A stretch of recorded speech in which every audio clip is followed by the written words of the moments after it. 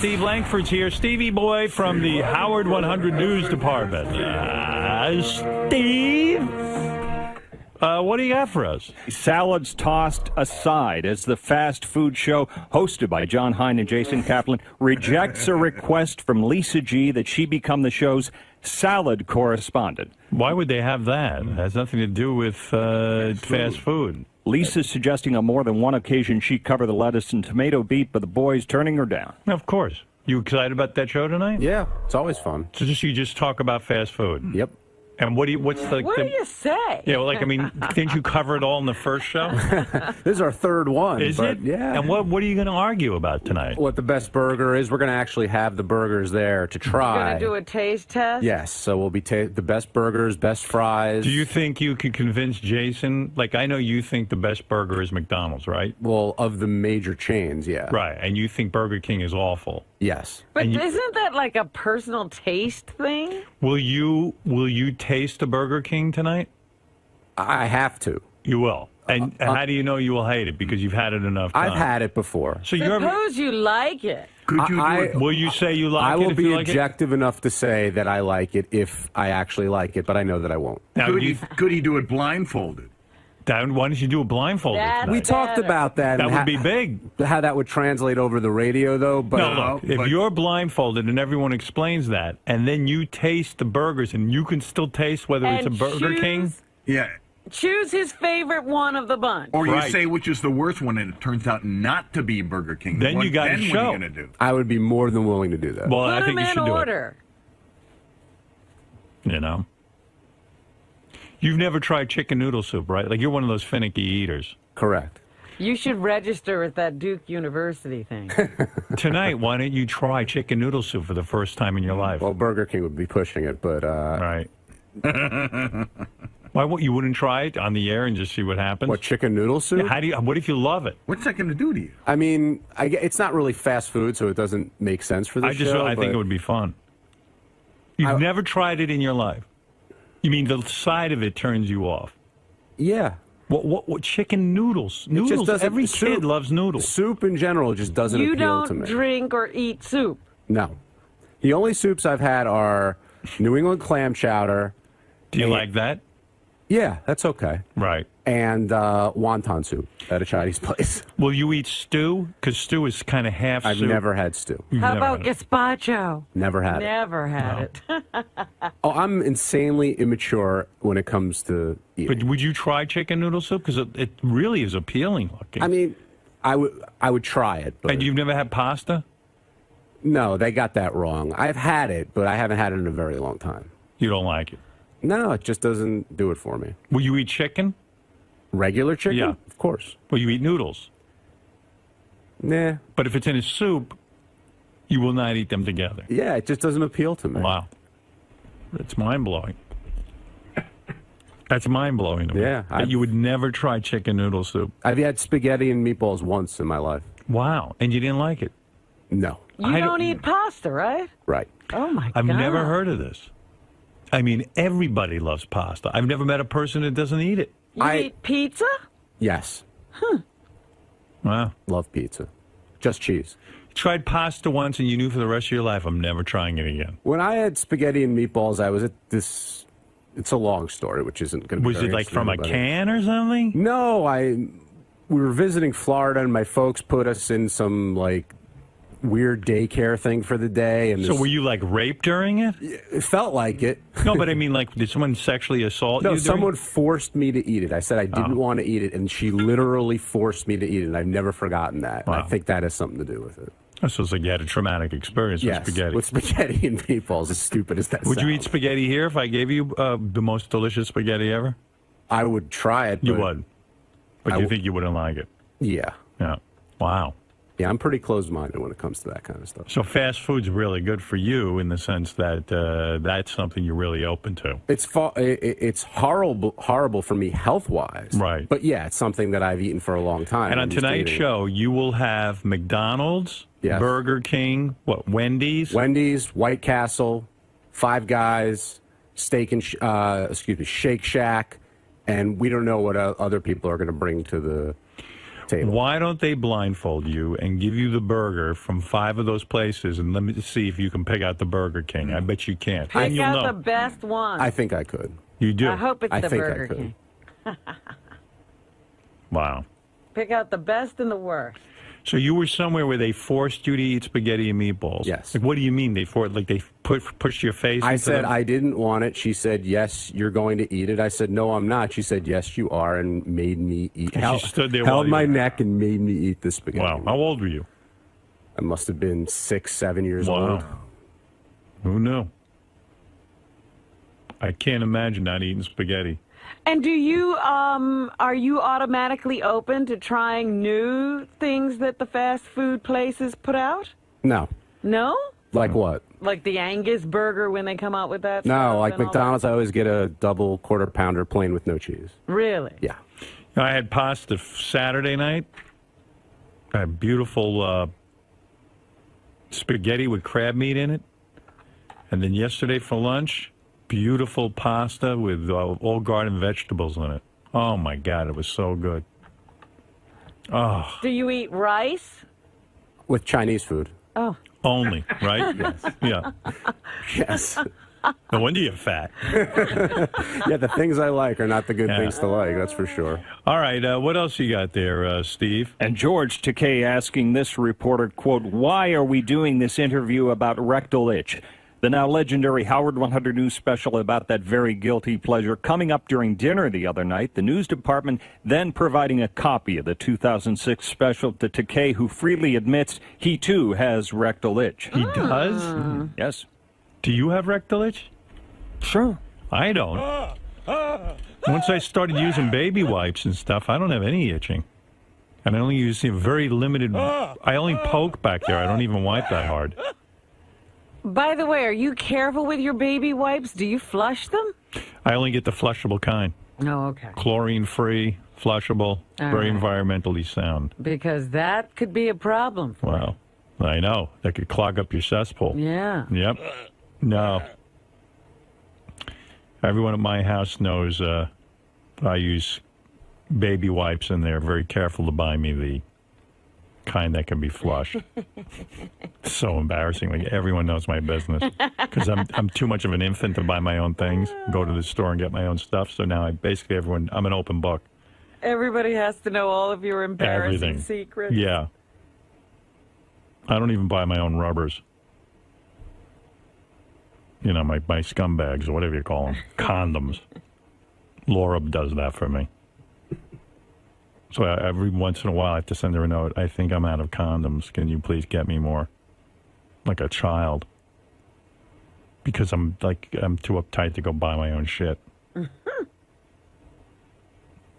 I want to get a new kind of condom that I read about in Maxim magazine. But I don't even want to write the memo saying to Laura, hey, can we try these? And, it's just embarrassing. And then I go, I'm out of baby wipes. Everybody knows I wipe my ass with baby wipes. It's embarrassing. Everything's embarrassing. Because I can't do anything for myself. I've created a lifestyle where I don't do anything. I just sit there and wait for everyone to do something for me. Even my psychiatrist said it was weird. So you start taking, take charge of your life, you asshole. I go, yeah, but do I really want to go to the store and buy my own rubbers? Is the doctor pushing you to do things like that? Yeah. Yeah. Yeah. Is that really necessary to your recovery? Yeah. After my divorce, he made me get my own checkbook because my wife used to write all the checks. Right. And then I got in charge. Well, that's understandable. But why can't somebody go to the store for you? I don't know. He thinks it's infantile. I think it's great, except for the fact that I got to write a memo every once in a while and say I need more rubbers and baby wipes. I mean, it's almost still like going to the store. You have to ask someone for it. I hate buying those baby wipes, but boy, I love them. Do you think, I mean, you have the embarrassment, like people will know what you're doing with them? Yeah. They won't think you have a baby? Right. No one thinks I have a baby. I'm thinking just getting a baby so I can disguise my baby wipes. That's the only reason I can see to have a kid. I don't know. But that's if you guys have rectal itch, that's your problem. You got to get baby wipes. And after I take a dump, I only use one slab of toilet paper. And then I stand up with my baby wipes, and I wipe the whole area until I'm remnant free. Clean as a whistle. Don't even need a shower afterwards. I just take a dump and have to take a shower. It's like a whole mess. You could never get really squeaky clean back there, but with those baby wipes, they are fantastic. And I tug on the hairs. First I take one wipe, and I do a complete swiping of the area.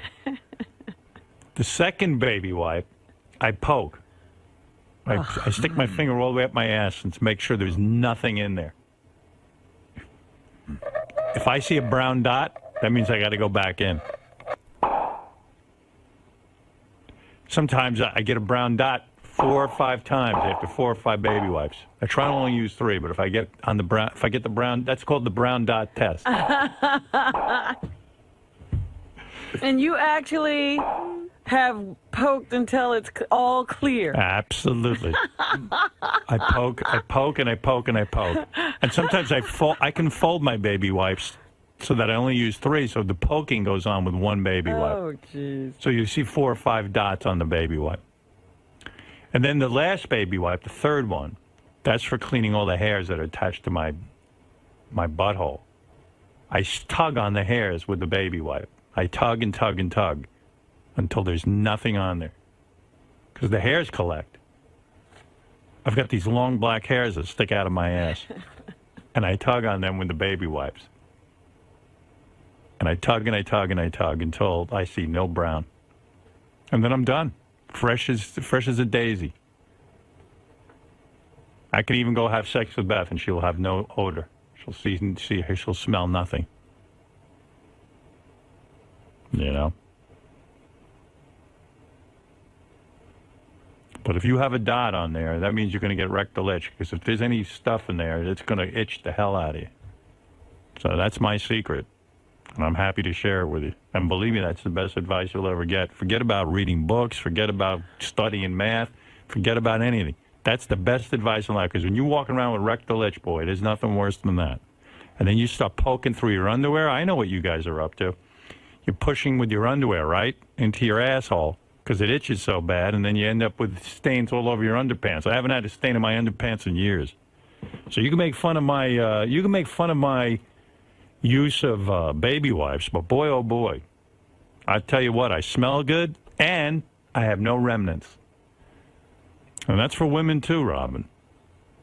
You don't have to be ashamed. I don't have any problem. Well, how do you wipe? I use toilet paper. And that's enough? Yeah. I don't believe it.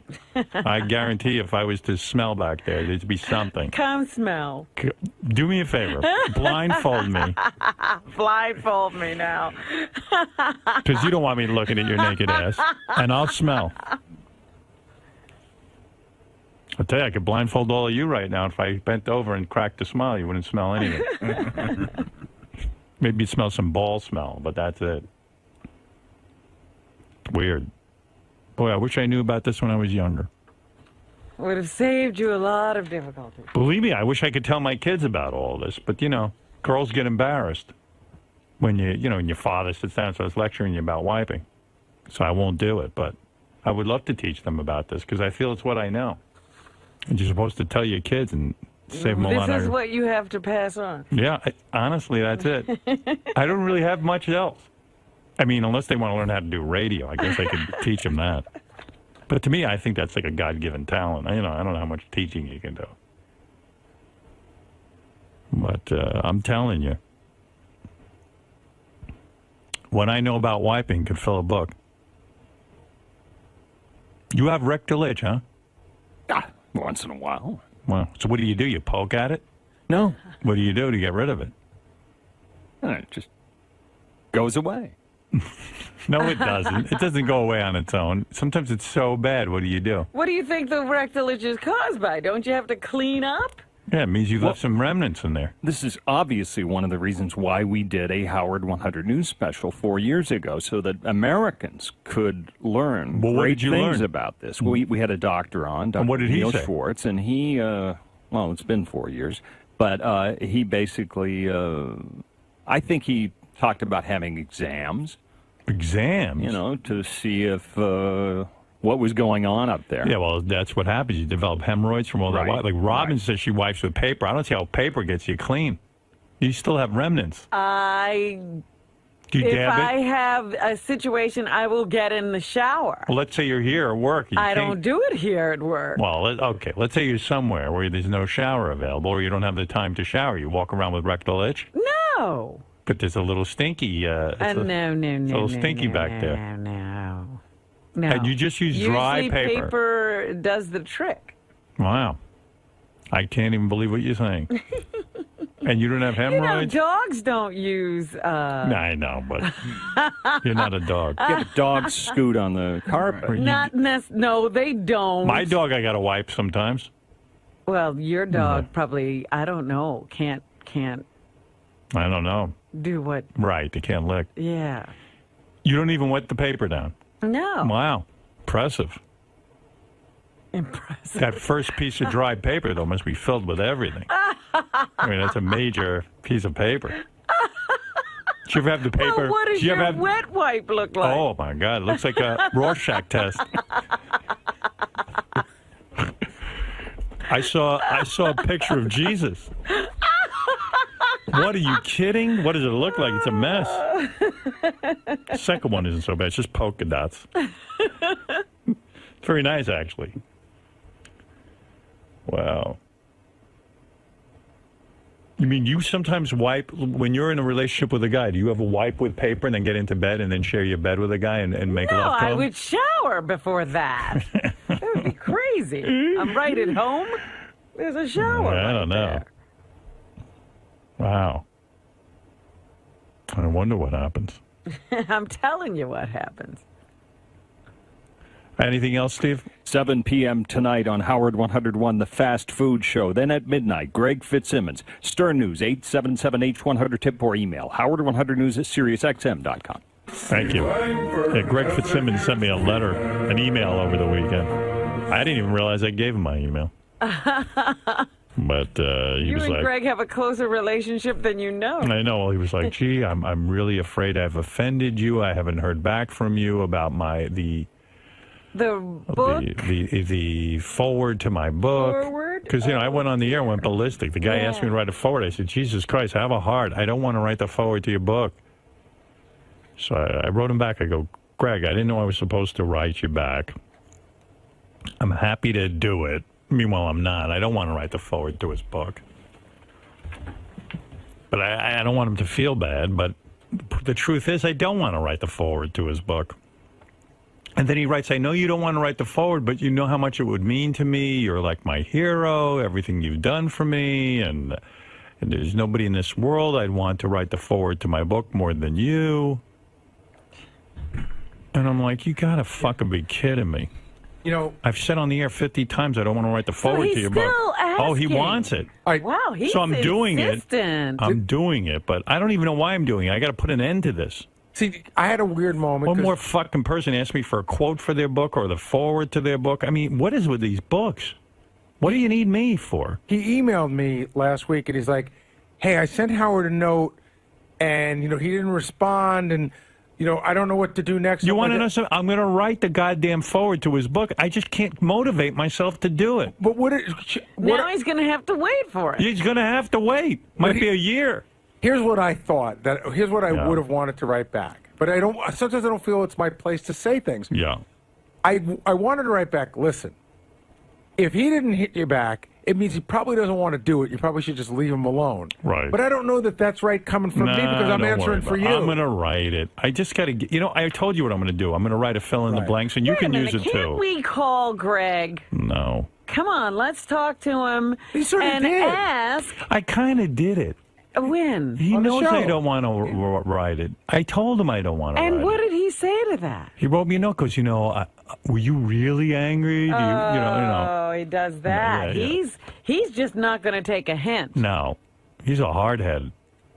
I don't think he's a hardhead, but there are people like that as long as you don't say an outright no, Right. they just I can know. keep pushing. I should have just said, no, Greg, I really don't want to write it. But Because I would, if it were me, and I wrote you twice and you didn't write me back, I would say I'm clearly, in my mind, I would think I'm imposing. I'm going to let it ride. yeah, well, I'm just going to do it, and I'm going to do my fill in the blanks idea. It's going to be like, blank is a really blank The guy. Mad Libs thing. It's going to be Mad Libs. And you can use it too, Gary, and anybody else who wants a forward to their book can use it once I'm done. He can have it. He can have it. Yeah. I'm going to write. I'm sick of people asking me for the only reason first of all, the only reason Greg hardly knows me. The only reason he asks me because they think it's going to help him sell books. Right, of course. They can say forward by Howard Stern. And, some of my fans will buy it just because my forward is in there. That's an ad. Oh, yay. And I don't know. I don't see anybody else writing a forward to anybody's book. Only me. I'm a sucker. And I should have just said, no, you're right. But I didn't. And believe me, I do enough for Greg. He worked for Ellen DeGeneres. She probably knows him better. Right. She sat in writing meetings with him. Her? Yeah, call Ellen DeGeneres. She's got nothing to do all day. She's finished with that American Idol. I mean, how many hours a day can she lick Portia de Rossi? She could take 10 minutes off and fucking write That something. would be Portia DeGeneres, isn't that what she did now? She changed her is name. she Portia DeGeneres? Is that right? She went from a De Rossi to a DeGeneres? Yeah, it's some new name she gave herself. Sarah Silverman wrote her own forward. God bless her. I love that idea. Well, anyway, I'm going to do it because I told Greg I'd do it, but I don't know when I'm going to do it. Every weekend comes by. I had it written in my book, write Greg's forward, and I didn't do it. Because you know what? It means me taking 3 or 4 hours of my time off and writing. I don't want to take 3 or 4 hours of my time off and write. I don't. It's my time off. It's so precious to me. I have so many things I want to do. I love playing chess. All of a sudden I go, well, I'll skip my chess game and write Greg's forward. I don't want to. I like Greg. He's a nice guy and everything, but I don't even know him that well. I don't know. I think I've done enough for him. Gave him a show on Howard 100. And I'm happy to do it if I could just sort of free some time up. But I'm telling you, I'm going to go home this afternoon, and I'm not going to want to write Greg's forward. I'm going to want to watch TV. I just got to sit down and do it. But, I put a lot of thought into stuff I do. If it's going to appear somewhere, it's going to be more than an hour of my time. Oh.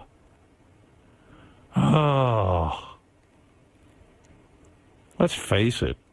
I really don't want to do it. But I wrote Greg back. I go, Greg, it's all fine. I told you I'll write it. When do you need it? I don't even know when he needs it. He probably needs it right tomorrow. I agree that it should be within the time frame that you figure, I can't get it together to write it. I'm being then honest. he should wait. If it's that important to him, he'll just sit around and wait. Well, that's won't not he? nice. It's not nice to hound you. But you know what the thing is? I sit down and I go, I can do anything I want in the world right now or write Greg's forward. And I don't know, Greg's forward is nowhere near on the top of the list. That's what happens to me. Saturday, I'm sitting at home, and I went, It was like I woke up, I took a nap. It was like 1 o'clock in the afternoon. I said, I got that movie Evil Dead Apocalypse sitting there. I can watch that, or I could write Greg's forward. And I chose watching Evil Dead Apocalypse. Then, after I was done with that, I said, I could go downstairs and drink before dinner or write Greg's forward. I chose to go downstairs and drink. And then Sunday I woke up and I said, I could play a chess game and take a chess lesson, or I could write Greg's Forward. And guess what I chose? Greg's Forward? No, wrong. I chose to play chess because that's what I like to do. And then I took a shower. The only people who want to write a forward to a book are prisoners.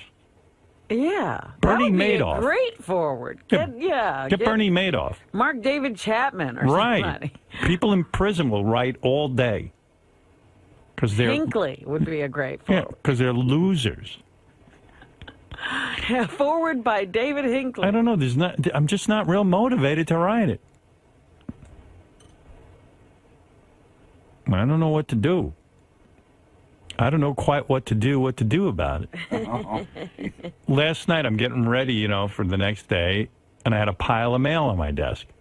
I said I could either open up the mail and be completely organized and pay my bills, or write Greg's Forward. Guess what I chose to do? I paid my bills, and guess what? I feel good. I went through all my envelopes and opened them with Robin's opener that she got me. Well, I'm glad you're using it. Love that. The 𝗦𝗫𝗄𝗿𝗱. I just can't seem to find the time. I'm being honest. I wish I could give you something that would make it fun to write Greg's Forward. I don't know.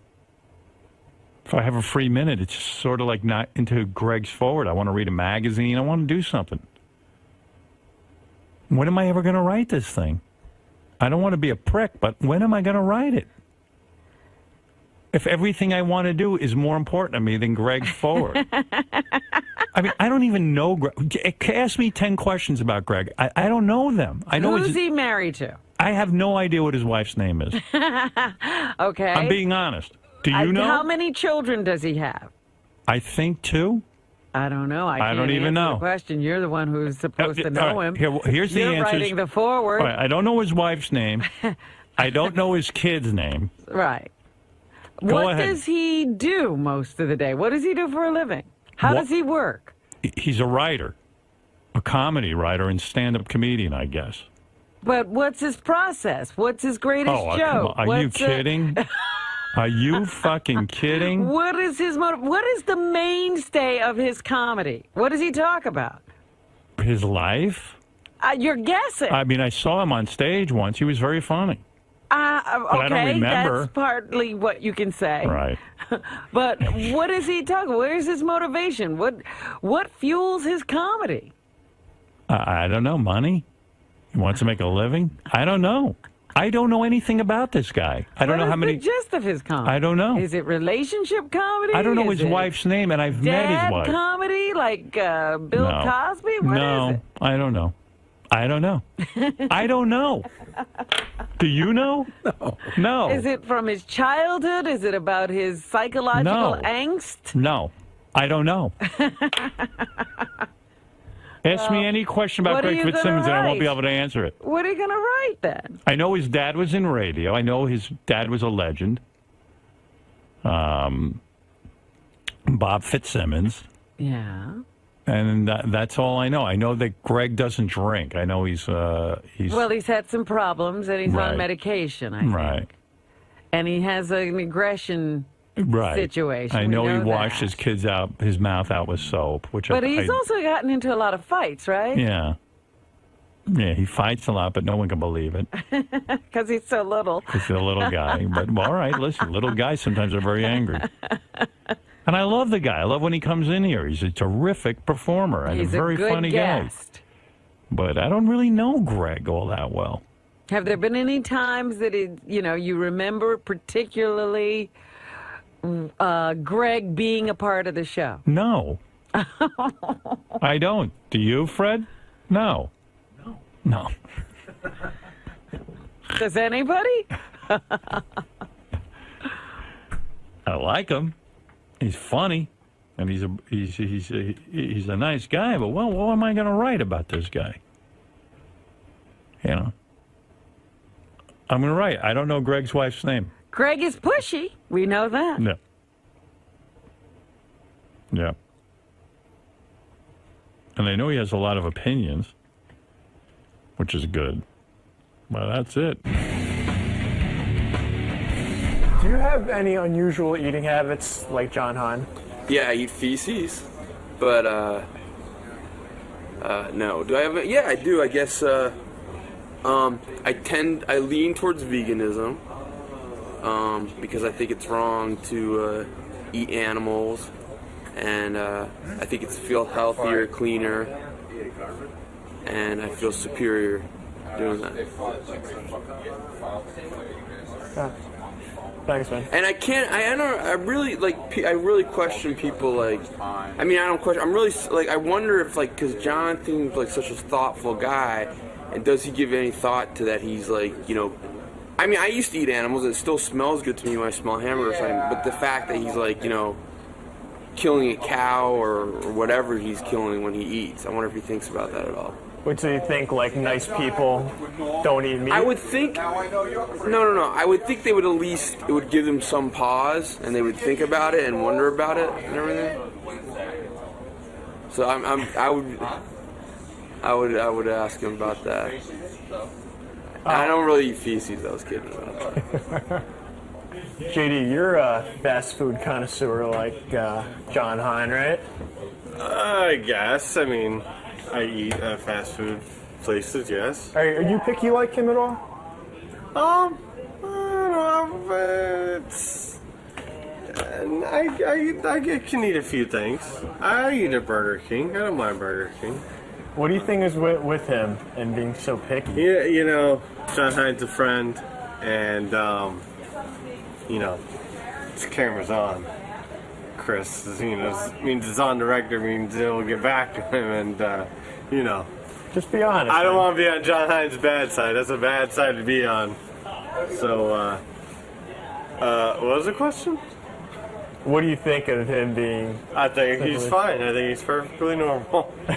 Maybe a little crazy. Have you ever been out with him and him being so picky is like ruined plans? I mean, I've seen he's very specific with his order at Wendy's, and you know, he's just very he knows what he wants, and he gets it. He likes what he likes. He likes what he likes. Hey, exactly.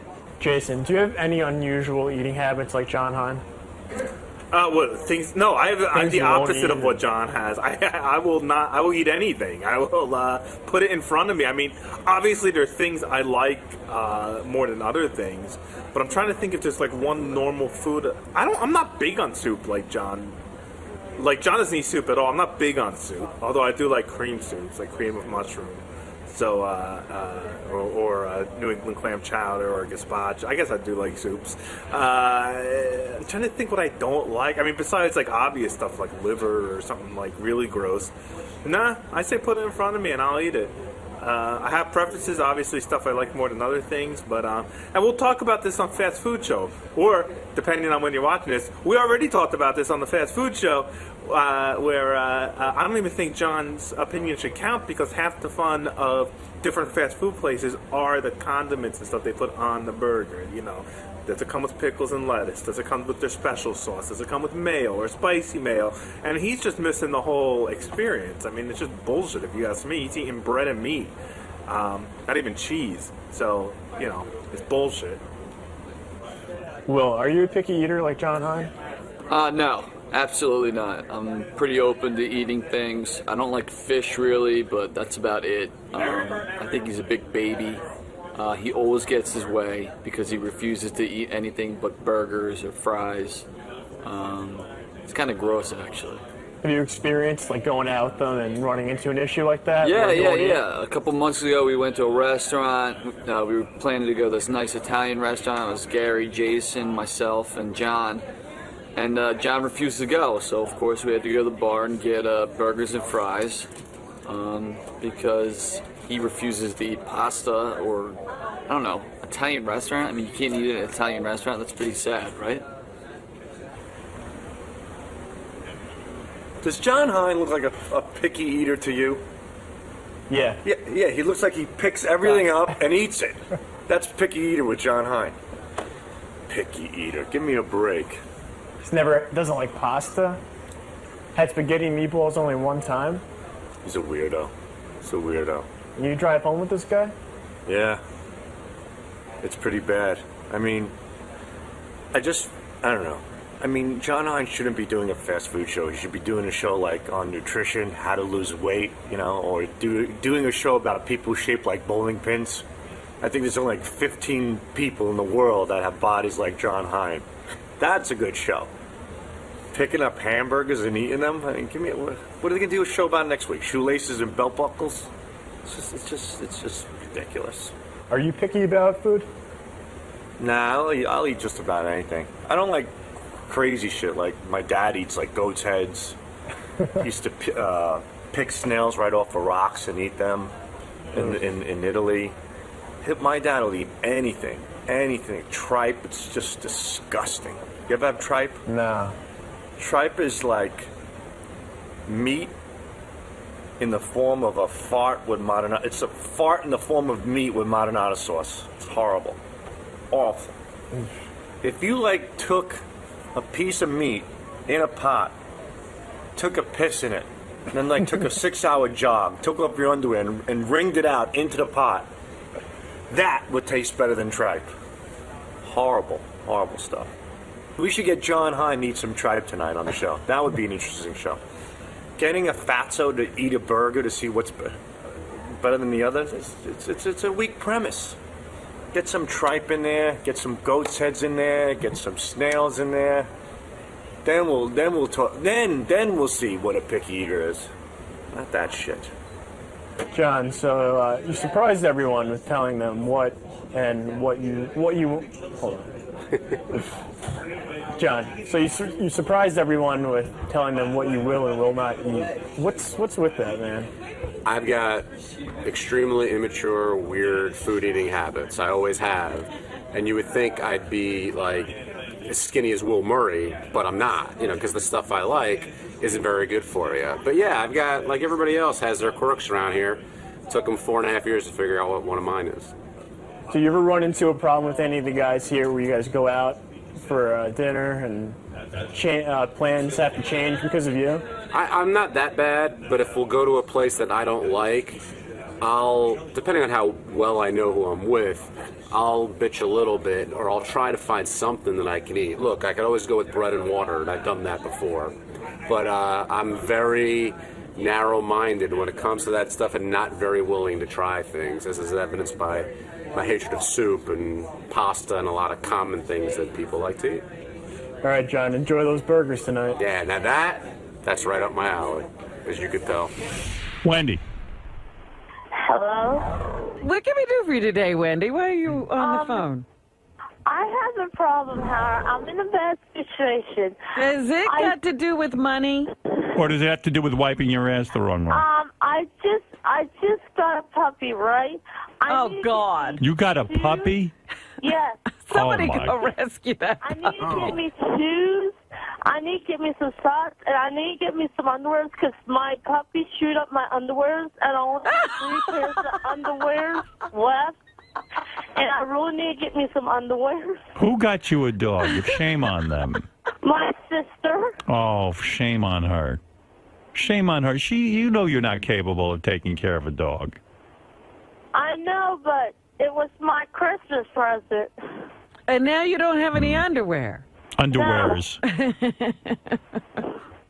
And I need to replace 2 bowling balls that got broken at the bowling alley, and I have. Do you really need underwear? Yes. Why? You know you love your vagina. More than most. You love getting air on your vagina. Because I need underwear to wear when I'm in public, so that way, and when I'm on my period, I have my pad on my underwear. Oh, and also sometimes you occasionally have an accident and shit your pants, right? Yes.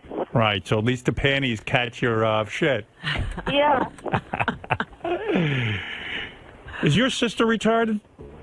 No, just me. But who would? You'd have to be retarded to give Wendy a dog. Wendy a dog. It's crazy. So you need panties, not because you like wearing panties. It's just to catch all the periods and duty. Yeah. But she needs the panties because the dog has chewed them up. Yeah. Oh, so what happens when you put your underwear now? Your pads for your period fall through the hole that the dog chewed in there? Yeah. Oh. Basically, she wears panties to keep the floor clean. Right. You know? Why not just wear a garbage bag? Big plastic garbage bag. Just be in the garbage bag. Yeah. Hey, when you wipe, do you just use regular toilet paper? I use regular toilet paper. Sometimes when I'm out of toilet paper, I use baby wipes. And if I'm out of baby wipes, sometimes I use my socks or my dirty underwear. Socks or dirty underwear? Right. Okay.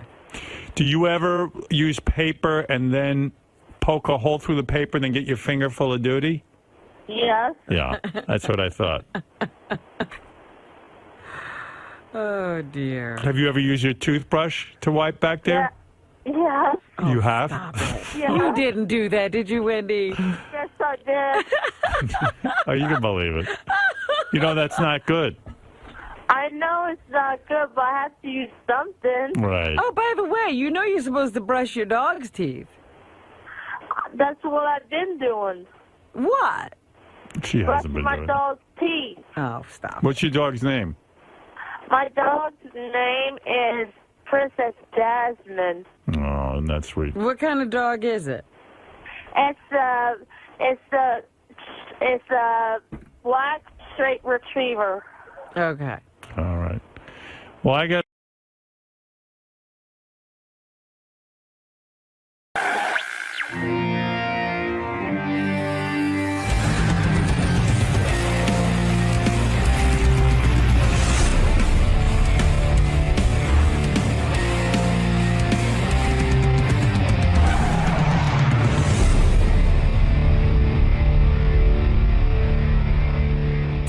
No, dude. You had no story when you went in there. If it's not a story, that means you don't have a pace car and you're not driving it around town. You put the thought in his head that I have some kind of a car. Lieberman gets so worked up, but it's great.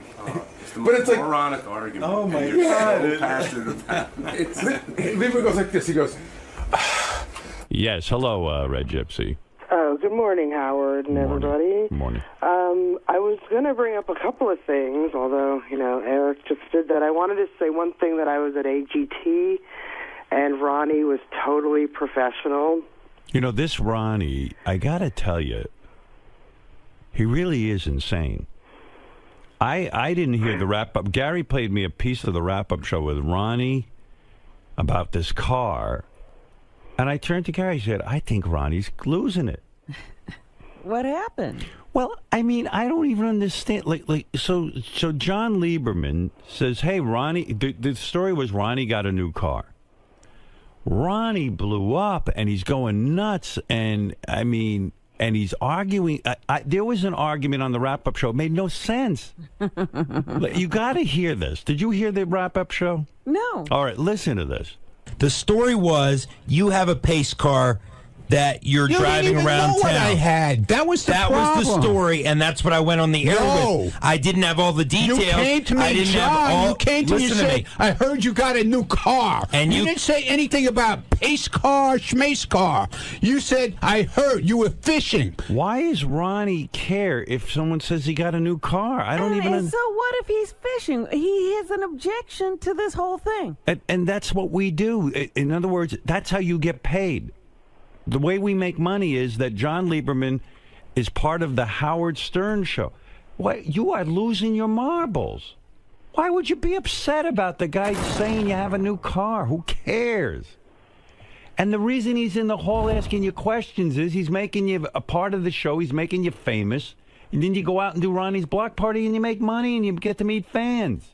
This is all you dreamt of when you were sitting in the car. It's part of making you more compelling.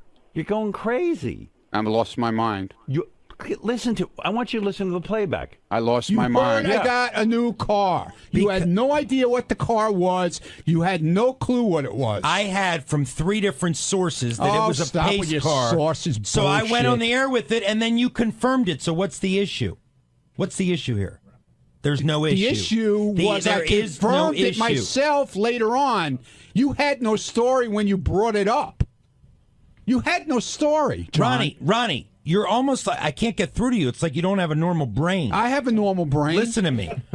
When you report, I confirmed the story with 3 sources, and then with you yesterday by blowing me off, you confirmed it. No, I didn't. You I said, I said nothing. What did you say? I said to you, I don't know what you're talking about. And then when I kept questioning you, you finally said, yes. What did I say? I have a car. We're playing the clip today on the news. I didn't say what it was.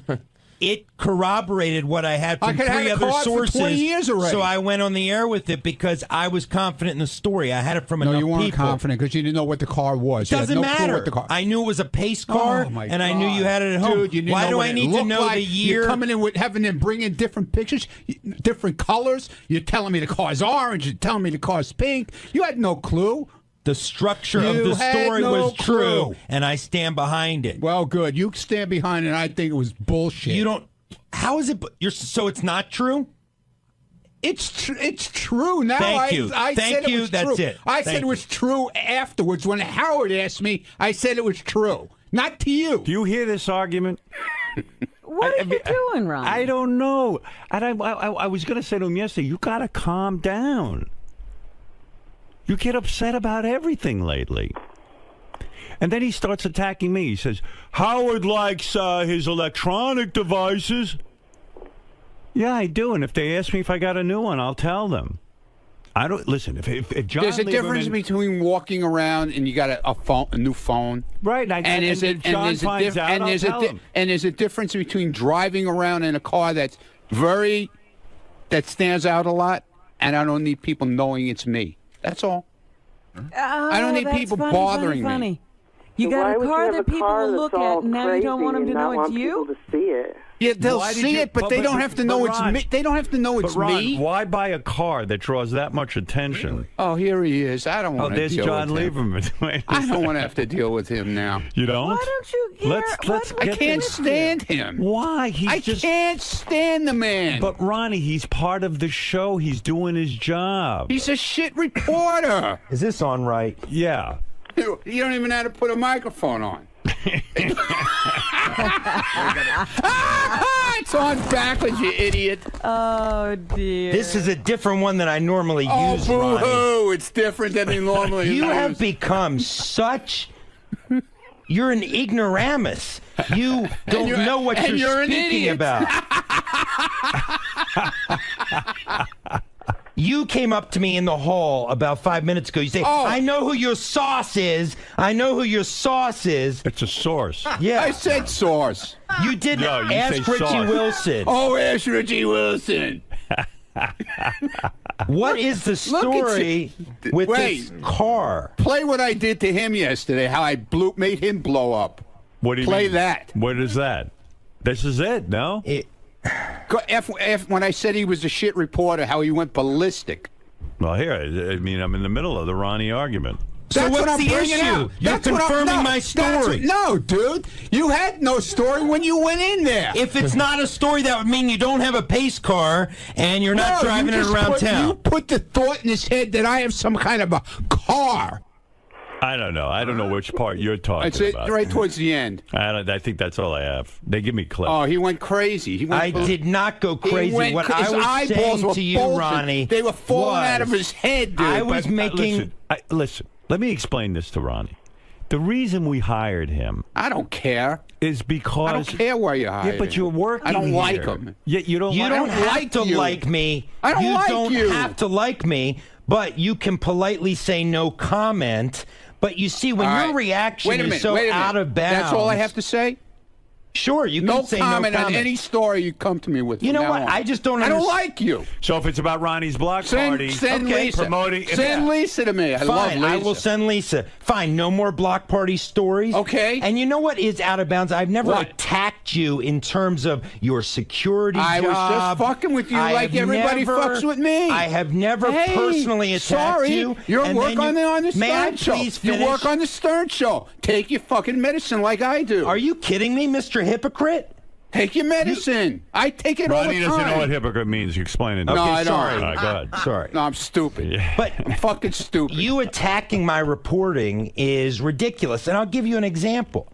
There are a number defensive you because are. You sound like me now. When I go up to Gary, and I ask him a question, he is forthright. I say, Gary, I Because heard... all the stories you do on Gary are... No, because Gary's running for park recreation there. Gary... Let me give you an example of a story I did yesterday that Gary didn't want reported. I say, Gary, I heard you were in a car accident. I had two sources. What happened? I had two sources telling me he was in an accident. And you know what Gary does? How come you killed the story? It was on the air yesterday on Howard 100 News. You don't listen? No, I hate the news. Oh, so you can criticize, but you don't listen to what we do? Stories. I don't like your stories. Okay. I only listen to Lisa's stories. And Shuley. They're the greatest. You know what? Reporters. When we Shuley's even awesome, Scott DePace, Shuley is even the best Scott reporter, DePace, man. He's even funny when he does his stories. What about even Scott DePace? Yes. When I confronted him yesterday about some allegations that I've been I know hearing. what you're talking about. There was this TV camera was supposed to be covering him. He was having a meltdown about something.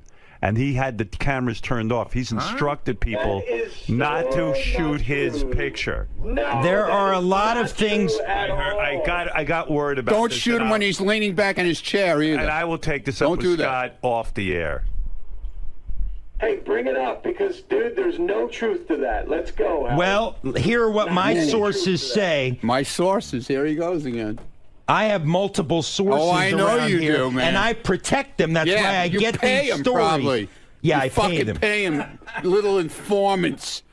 Little. Yeah, because I'm not spending my money on pace cars that you fucking run around chasing after. Howard, what'd you find out going on? You little fucking spies. But can I say something to Ronnie? If you don't want to be noticed in your car, don't buy a pace car with riding all it's over a collector's car, okay? Yeah, but if you don't leave want me to be alone. noticed, why? I don't bother you with what you do. Why do you There are have a lot to of other bother me cars what you I can do? collect. Why does that bother you so I'm much? saying the logic there that you don't want to be There's on the guys news. with 50 cars in their garage that collect cars. No, I have one. I have no It's problem. a crime. I know. But you see, I'm you don't want sorry. to ask John asking about your car because you don't want to be noticed. That's a car that you get noticed in. I'm sorry. I mean, you're going to be noticed in Dude, that if car. they don't see me and they don't know it's How are they me, not going to see you? There's glass in the fucking car. They can look in and the glass is tinted, okay? Just like when you get in a car. It's not the glass, that tinted. Oh, They it can is. see through the No, front. Is it legal? Oh, Jesus. Here we go. What is that, Scott? It's a convertible. Oh, Gary. Yeah, okay. Do I have to put the top down, Gary? Do I have to? But you will. Do I have to put the top down? You don't care if people see you in that. Oh, stop it now. You're Stop looking it. for attention. That's why you get a car like that. Oh, please. Okay, why have a convertible if you're not going to put the top down? Right. Yeah. Okay. Yeah. Here we go. I had to get rid of my. I had a convertible once. I put the top down. A guy jumped in the car with me, and I said, perhaps I shouldn't have a convertible. But I said to myself, it's silly to have a convertible if I can't put the fucking top down. So you got rid of it. Of course. Now he's saying he wants a car that gets attention, but he doesn't want the attention. Yeah, he didn't want attention. You better do a follow-up story on that. Oh, we already got it. He already said that he'll refuse to tweet out any photos of the car. Right. And he wants to know who my source is so that he I know can, who your source You is. absolutely Who is do it? not. I ain't telling. Who? I know Why who it are you is. not I know telling? who it is. Three. Name I them. know who they are. Name the I three. know exactly Name who them. they are. Name one of the three. I know one of them for sure. Who? Who is it? I'm not telling you. Why? I'm not going to rat your rats out. I won't rat. What? Why won't you? I'm not going to rat your rats out. Who do you think You is got rats all over the place. Yes, yeah, I know do. you do. Yes, I I do. know you and do. they're watching you. Yeah, good. Let them watch me. Who gives a shit? Let them watch me. You give a shit. Look at you. I'm just looking at you. I'm I looking can't at believe you. I'm seeing a grown man upset over a pace car that got out on the air. I don't like you. I told you that. I told you that in the hallway. And I told you you do I not have to don't like me. you. You don't have to like me, but you can say no comment. No I've had comment. many other people not like me. No comment, and I don't like Isn't it you. okay to rat a rat out though? No. And give your idea on who it might be? No. Why? Why are absolutely you not. protecting them? Why should I? You're protecting his source? Because I'm not like that. I don't rat people out like he fucking rats people I out. never rat people Yeah, out. okay. I never give up my sources on anything like this DePace thing. Let me tell you about this DePace thing. Go ahead. I have people running. Everybody knows about that. The whole hallway knows Yeah, about well, what he's went got down. a report on that. I What have do you people know about it? I'm not saying anything. It's All not right, so my. let It's John not my say it, business. What we have confirmed Ronnie, is this. You would make this show very successful. Yeah.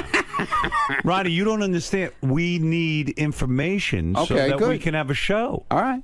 Well, then let him do it. Let him be the rat Well, ass. here we go. Scott DePace, shit reporter. according to multiple sources. Sorry, I heard the Stinks. shit reporter commented. Stinks. You're a terrific reporter. Don't listen to him. Could I please get this Yeah, go story ahead. out before I really have to take action? Oh, ooh. Is that a threat or a promise? No, I'm talking to Howard. Go ahead. Excuse me. Be my Go guest. ahead.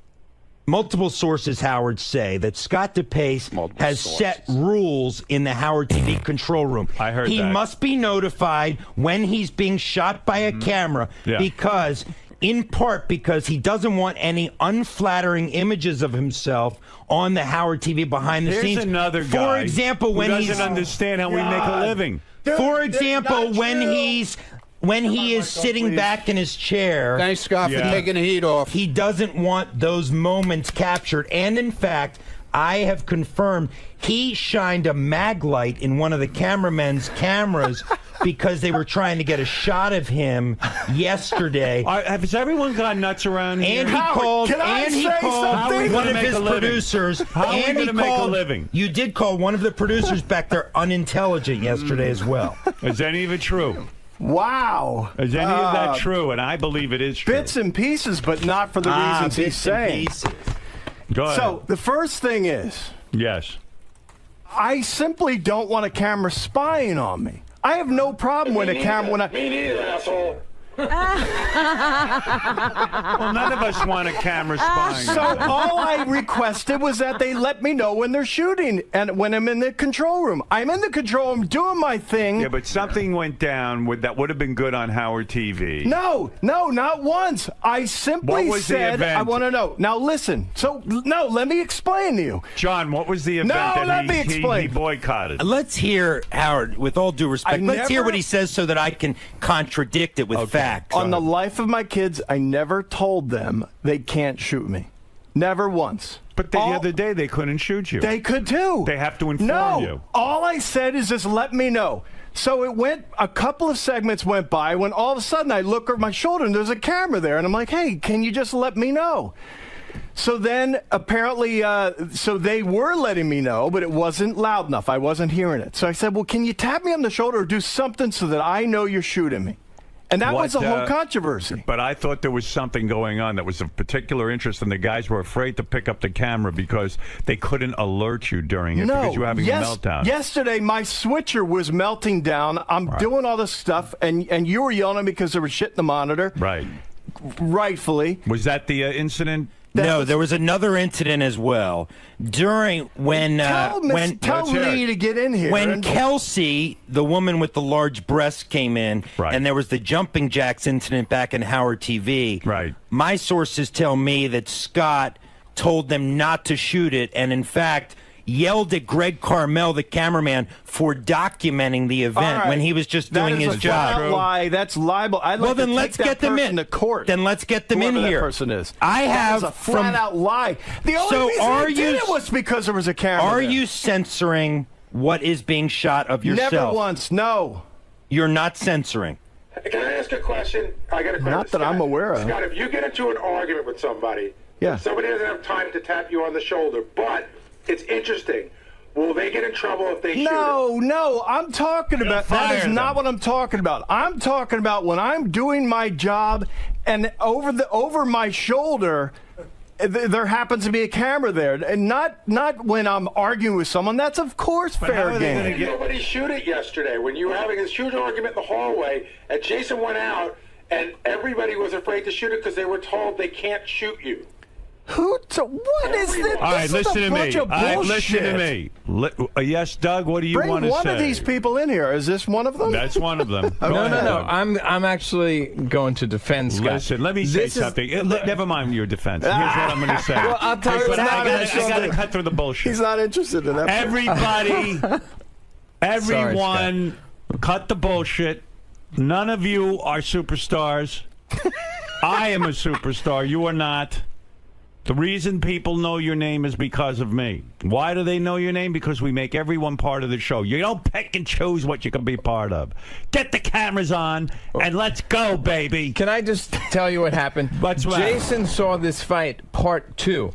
Now, I don't know why John, the great reporter, is not reporting that he has this all on. He was in there with the microphone. They had part 1. It was all on camera.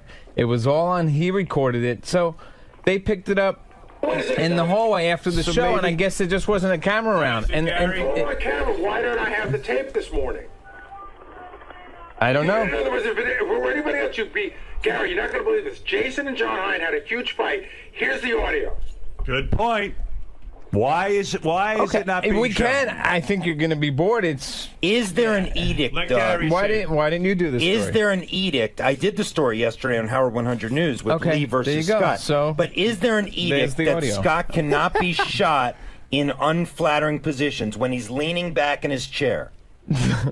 No. Well, I don't think I'd want to be shown that way, and if I knew a camera was on me, I probably would straighten up. Of course, I'm not an idiot. And that's the point here. The point, what Gary is saying is, cameras can shoot Gary ad nauseum, but you are putting rules on what cameras can show. Well, if that's true, then tell Gary to turn that camera on 24/7. I want to see what he's doing in his office.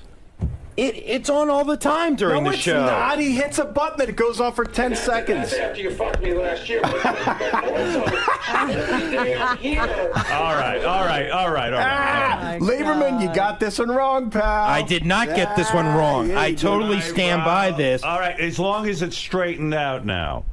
Yeah, sort of. Everybody's a superstar right here. Ronnie doesn't want to be asked questions. Yeah, they're all going no access. No access. No access. We won't have a show anymore.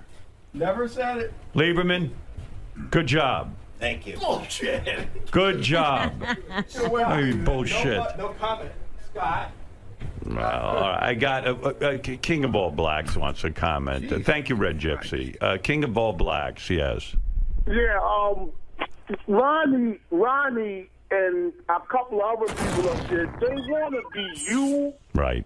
But without the criticism, right? Like, they just want to chill and be a superstar, but they want to be you, like, because it seems like you don't get any criticism from people, right? So they want to be like you, and, right? And what's going to happen eventually is that they're going to grow a hatred to you, right?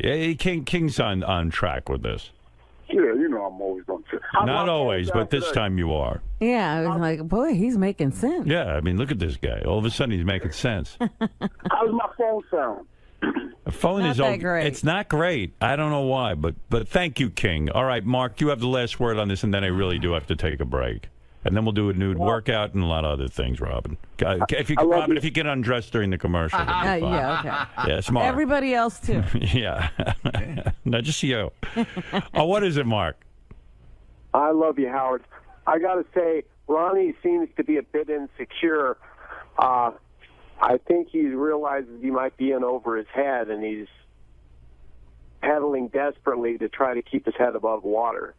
That might be why he's so offensive every time he thinks someone's attacking him. Yeah, he goes on the offense. You're right. I mean, guy says to me, "Did you get a new car?" He's like, "I didn't get a new car. Fuck you, you asshole." Yeah, but the you cursing. could brag about that, wouldn't you? I mean, shouldn't that give him bragging rights? Sure. Why not? Listen, Ronnie says Howard has his things. He likes new electronics. If Lieber says you got a new phone, yeah, I got a new phone. Hey, Howard? And he talks about it. I can almost understand why 𝗛ощe would be kind of ticked off. He just doesn't, he doesn't want unflattering pictures of himself taken. I don't think that's right that he makes that edict, but that's his edict. Yeah, he certainly takes unflattering pictures of us. I don't understand the Ronnie thing even for a second. Yeah, no. I mean, Ronnie wants to be a judge on the intern beauty pageant. Ronnie wants to come in here and help out with 𝗛ощe and the bathing suits. But the other part of that is also allowing yourself to be exposed in other ways. Absolutely. I don't get it. Well, the best is I bought a car that everyone will look at, and I don't want them looking at me. Yeah, he doesn't want attention. So either he's crazy or he's retarded. He's got to calm down a little, and you know what it is. He's getting very big with his Ronnie Block party. I think he needs some psychotherapy. That's the problem. You're getting a little. You got the Ronnie block party. Right, Fred. What? I'm crazy. I told you that. I'm just really trying to understand this, Ronnie. I don't understand like the venom towards Lieberman. I mean, Lieberman's just doing Fuck his Lieberman. job. Why? He's a shyster reporter. I don't like him. He's a what? Shyster. A shyster. A shyster's I don't a like lawyer. him. You know what a shyster is? Yeah, I know what a shyster. What is a shyster? Never mind. All right, that's right. I don't know. Whatever. Listen. But you're funny too. Calm down. No, I don't. What am I doing? I'm not Look at doing me. anything. That's right. You do nothing. I'm not doing. So be happy. Yeah, you got to I do. Yeah, here we go. Well, I Here just we agreed go. with you. Here we go. I agreed do with you. nothing. You do. You said I don't do anything. I go. I agree. All right. You're right. I do nothing. Wait, I agree with you. I do nothing. You're right. Why do you have me? If I do nothing, you're right. If I agree with you, I'm part of the no, wallpaper. you're right. I'm fucking crazy. I told you that. Didn't you have Lieberman to your house for a barbecue? Didn't you have Lieberman to your house for a barbecue? Yeah, because I like his girlfriend. I can't stand him. Oh. But what, John? No. Didn't he have you to a barbecue? And his nice son. He has a nice son. Yeah. But he's a douchebag. I'm sorry. You like his girlfriend and his son. Okay, let me tell you something. Jim McClure just sent me an interesting email, and this should put this to rest. Look at you. You told everybody at the barbecue. Look how angry you are. You told everybody at the barbecue that you had, which I attended. Right. Thank you very much. Yeah. Mm-hmm. That about the pace car. So it can't be a secret. You wanted it known. I didn't hear it there, but you wanted it known. No, I told friends of mine what I was doing. You know when You're you not tell my friend. people that it's going to get... You're not my friend either. Good. And by calling on me to be fired yesterday, that is extremely disrespectful. Look, yeah, that's the part you missed on the wrap-up show. Because I would never question you in your capacity. I would never say, Howard, Dude, I think this guy should be fired. I was tweaking your buttons just like everybody else does to me. And you didn't like it at all. And you went off the deep end when I said that to you. And you DePace went is a off man. the deep end. I will give this to Ronnie, DePace. You went over the line. He never criticizes your job. Never. Oh, I was screwing around him like everybody does to but me. you Okay. went over the line. All right. Yeah, I go over. I don't make personal attacks. I go over the line. You said he's not I competent. go over the line. And You said at he least, was incompetent. Look, at least Scott DePace stood... Yes, sir, General. At least Scott DePace stood there. Listen to me. At least Scott DePace stood there just now and answered my questions. Good for him. Admitting that he has put rules on when the camera can shoot him. He must be alerted. You're Jewish. You just told me... Dude, you're Jewish. What are you talking with your hands for? Jewish people don't talk with their hands. Scott, you just told me... Italians that do, like you- me. Scott, What the hell's wrong with you? Scott, you just told me that you Look at him. alerted everybody that you have to be told when you are being shot. Where's your black dick, man? Let me see it. Yes, that's true. Thank you. I think Ronnie's a Howard, did you hear yes, that? I listen, you don't have to justify this to me. You're so upset. I am not upset at all, but I don't like... I do not like when my professionalism and my profession is questioned. I know how to be a reporter, and I am not here to explain to you. I am not here to explain to you the fundamentals of blood journalism. pressure's going up. All right, You're going to listen. blow an eye vessel like me, man. Look out. But now you pissed off John. Wow. I'm done. Did he just throw down the Yeah. It's getting crazy. Everybody around here is nuts. Mark, go ahead because I got to take a break. Well, I feel for you, Ronnie. It really sucks when it feels like people are teaming up on you. Well, but, hey, you got people out there that are supporting you. I'm not sure where they are, but they're out there, okay? Teaming up on him. They asked him if he got a new car. Yeah. I don't know quite what to say about it. Maybe he's self-hating and projecting it on others. I can't quite. I mean, what kind of question is that to blow up over? Don't you want to know about Ronnie's new car? Yeah, but He certainly doesn't want me to. That's why I'm on the But he's driving around in a pace car. I mean, he's not in the Indy 500. That's like waving a flag. I mean, that's like me going out in my fart man costume saying, please don't comment on what I'm wearing. It's like skywriting and saying, please don't read the note. Right. I mean, what is that? It's like a woman walking out with Band-Aids on her nipples I'm and gonna saying, walk don't out of stare my at my house. tits. I'm going to walk out of my house naked and then say, please don't comment on it. I mean, what is that? Yeah, Matt, go ahead. Yeah, if Ronnie can't handle jokes about his pace car, how's he going to handle all the jokes after Richard blows him? Because even if Ronnie quits the show, he's going to get jokes about it for the rest of his life. All right, thank you, Matt. You had the last word on that. I'm telling you, we're getting into a weird area with those two in a funny way. So it's out there. So Ronnie's doing this weird move. Ronnie's just leaning against the wall, and Ronnie's at the far wall, and Lieberman's over here by the green room, and they're just yelling at each other. And Ronnie's like the guy in the movie, like the gangster, like flipping the coin. He goes, "You're a shit reporter." I don't know why, but Lieberman goes, "Fuck you! I'm not a shit reporter." I'm telling you, it's getting weird. Oh my God. Do they know that? It's completely repetitive, by the way. Like it could go, like you could go out there an hour, and the conversation will have not changed at all. Started up again. It's like that Star Trek. But Ronnie has figured. But here's the funny thing: Ronnie has figured out if he calls him a shit reporter, it gets under his skin. Right. But Ronnie can't. We talked about this on Rapid. But Ronnie doesn't understand how you rile him up to get under his skin. He doesn't. No, he doesn't like me.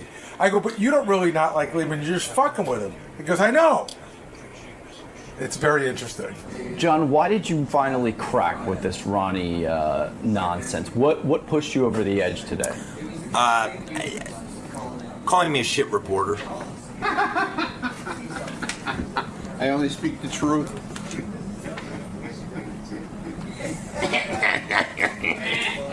But you're typically able to separate the two. You're typically... I am, but you know what, Greg? I am able to separate the two, but I don't like to be called a shit reporter in front of millions of listeners and viewers of Howard TV. I mean, nobody likes their professionalism questioned, and that was the point. I've never once questioned Ronnie's professionalism. I've never once said Ronnie's a bad security guard, or Ronnie isn't good at his job, or Ronnie isn't good in this way. I was simply reporting a story, which, Greg, I want to point out, turned out to be true. The story I reported was true. He has a pace car. That is the bottom line here. And Ronnie trying to tell me how to be a reporter is completely and utterly ridiculous. And then suggesting that I should be fired goes too far. It just goes too far. What do you think this speaks to? I mean, why would Ronnie take these roads? Why would he go down these avenues? Because... Fuck. Because when you have no defense and you're backed into a corner, you scratch and claw your way out. And that's I'm always watching you. Exactly. But this Ronnie thing is not going to end, because the reality is, when you break it down, he knows how to push my buttons and I know how to push his. This may go on forever. Just remember, I'm here behind you, man. I'm always around. Watch those cupcakes. He's putting on a few pounds with the cupcakes. He's worried about me watching cupcakes. You should be watching the TV screen, man. Is it safe to say that the honeymoon is over? That your, that your little golden era that you enjoyed my the first 1 year. year? You know, this week marks my 1 year. I think the honeymoon, or maybe it was, it marks my 1 year. So my honeymoon's over. But, you know, at the end of the day, we'll just have to see what happens moving forward. Keep up the good work, John. It's a sign of your solid reporting that you've started to crack some of the team members around here. Thank you, Greg. You're next. Sucks.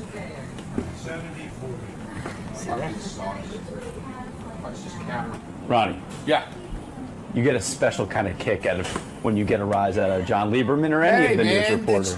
You know, everybody's got their guy they pounds on around here. I'm one of the guys that gets pounded on by everybody. So you know what? I like giving it back now. I like it, man. I'm pounding. No more punching bag. I'm pounding, man. You're doing the punching. I found my punching bag. And that I know how to get to him. I know how to get to him, man. Could you close that door, please? Why did this story Thank you, sir. in particular get to you? I mean, there have been far worse things reported about you than having a pace car. I just want to be left alone. Leave me alone when it comes to that. But don't you Do you think... want people following you around the fucking street? Well, of course not. But don't you think I mean, by... I don't mind. I like people. I like doing the comedy shows. I like going out there and seeing everybody. But I don't need them following me around in my car. Do you get my point on that? Do you not like Do John... you get my point on that? I thought that was a rhetorical question. Do you get my point? Yes. That's all I'm asking. Yes. Do you get my point? Yes. When I... Never mind. You're like the rest of them. But why did this story in particular really set you up? There have been far worse things. I just told you. What don't you understand about that? I guess I didn't get your point. What don't you understand about that? Yeah, I guess I didn't get it. I guess not. Have a lovely day, please. All right, Robin, let's hear from John Hein. John Hein, what's on the wrap-up show right now? 𝗛ощ denies that he must be notified when he's being shot on camera. Yeah, everyone's got rules all of a sudden, but we're going to clear all that up. Edict in these parts. Just keep it.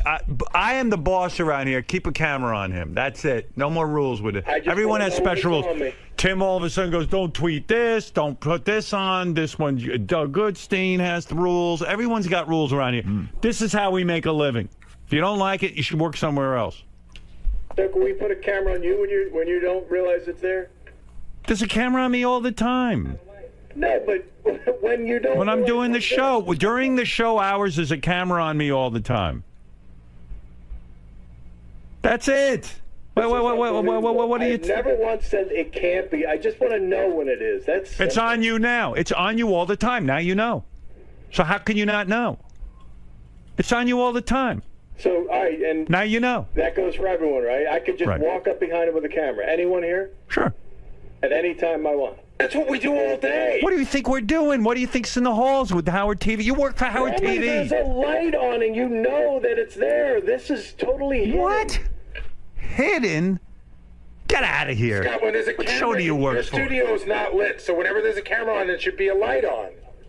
No, that's where you're wrong, Gary, because I can't... You don't see it as a camera? I can't see the monitor. All right, listen to me, Scott. I'm going to explain it again. It's so simple.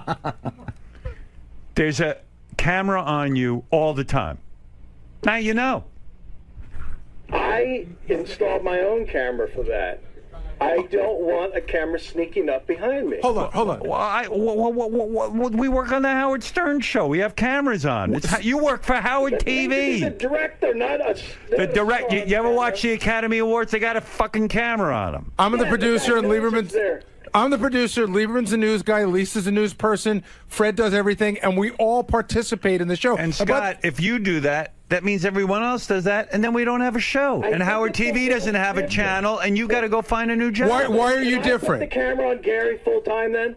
I want the camera on full time. But we're not saying put it on you full time. We're saying when something interesting is happening, like in the hallway when two people fight, there's no light. You know what? He clearly doesn't understand how he's paid. No, both of you guys don't understand. I fully understand. I've never once said no. Scott, the camera is on you during the show. That's it. Here's what it really is about. At any time. I want to see. How do I know if Gary's doing It's something on interesting? all the time. Can Gary's be on all the time? Why is it about me? It's about you. We have a camera in the hallway. They run around with it all the time. Gary. Here's what this is about, Howard. I'm going to tell you right now. This is what it's about, which is the stupidest thing. Sometimes when it gets late in the show, Scott slouches in his chair. Right. You're like way down low, like almost like he looks like he's falling asleep. And he does not want to be shot like that. And he's told people, don't shoot me like that. No, shoot him slouching in his chair. I want to know when he's slouching in his chair. That is not what... And the camera is now on, and it will be turned off. You have it wrong. The camera is now on. In fact, if you look behind you, there's a cameraman. Take a look behind you. There he is. There's your cameraman. His name is Jason. Oh, it's a big fat guy. Yeah. Give me your best. The camera's now on, and it's going to be turned off in 2015 when there's no Howard TV and there's no more Howard Stern show, and then everyone will go get a new job where there's no camera. Okay, I swear to God. Don't slouch in your chair. I'm sneaking up behind everyone with the camera. I'm going to find stuff. Good. I'm going to see. Go ahead. Doing stuff. Good. I can't wait to see it. Howard TV fans will love it. Yeah, you're going to get a lot of tape. Thank you. Gee whiz, he doesn't know the camera's on? Scott, real quick. What's Howard not understanding about your... Oh my God, fucking everything. Everything he gets wrong. It's unbelievable at this point. He doesn't understand that, you know, this is a 5-hour show, and to have a camera sneak up behind you, I'm not into. And you know what I'll do? To punish him, I'm going to clam up, and they're going to get nothing out of me. How about that? Well, explain what you're doing. I mean, right here, you're having to pay attention to monitors. That's what I'm trying. You're not able to know what you're trying to say. Is you're not able Thank you, because you're helping me out. You don't have the visual cue of a light coming up behind you because that light would impede you from doing your job. Right. Just like if my light or Rob's light impeded one of them from doing their job, they require us to turn it off. Yeah. Like if I did this to you, you couldn't shoot me. Could potentially ruin my lens. So, yeah, it's a sneaky thing. It's basically having a hidden camera on me all the time. So I don't understand why it's different with Gary. Why can't he have a camera on him all the time? And let me see if something is interesting or not. So, what do you believe? I don't get it.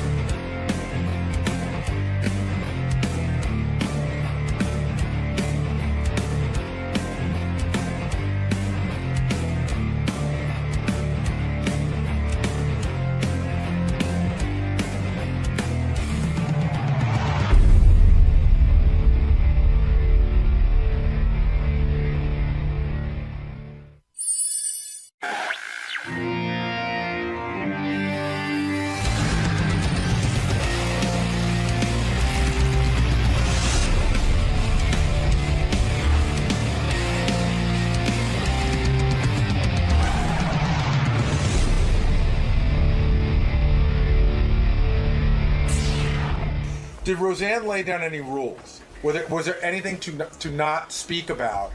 And why does she put herself in that position where, I mean, she pretty much knows going in it's going to be a boatload of fat jokes and stuff.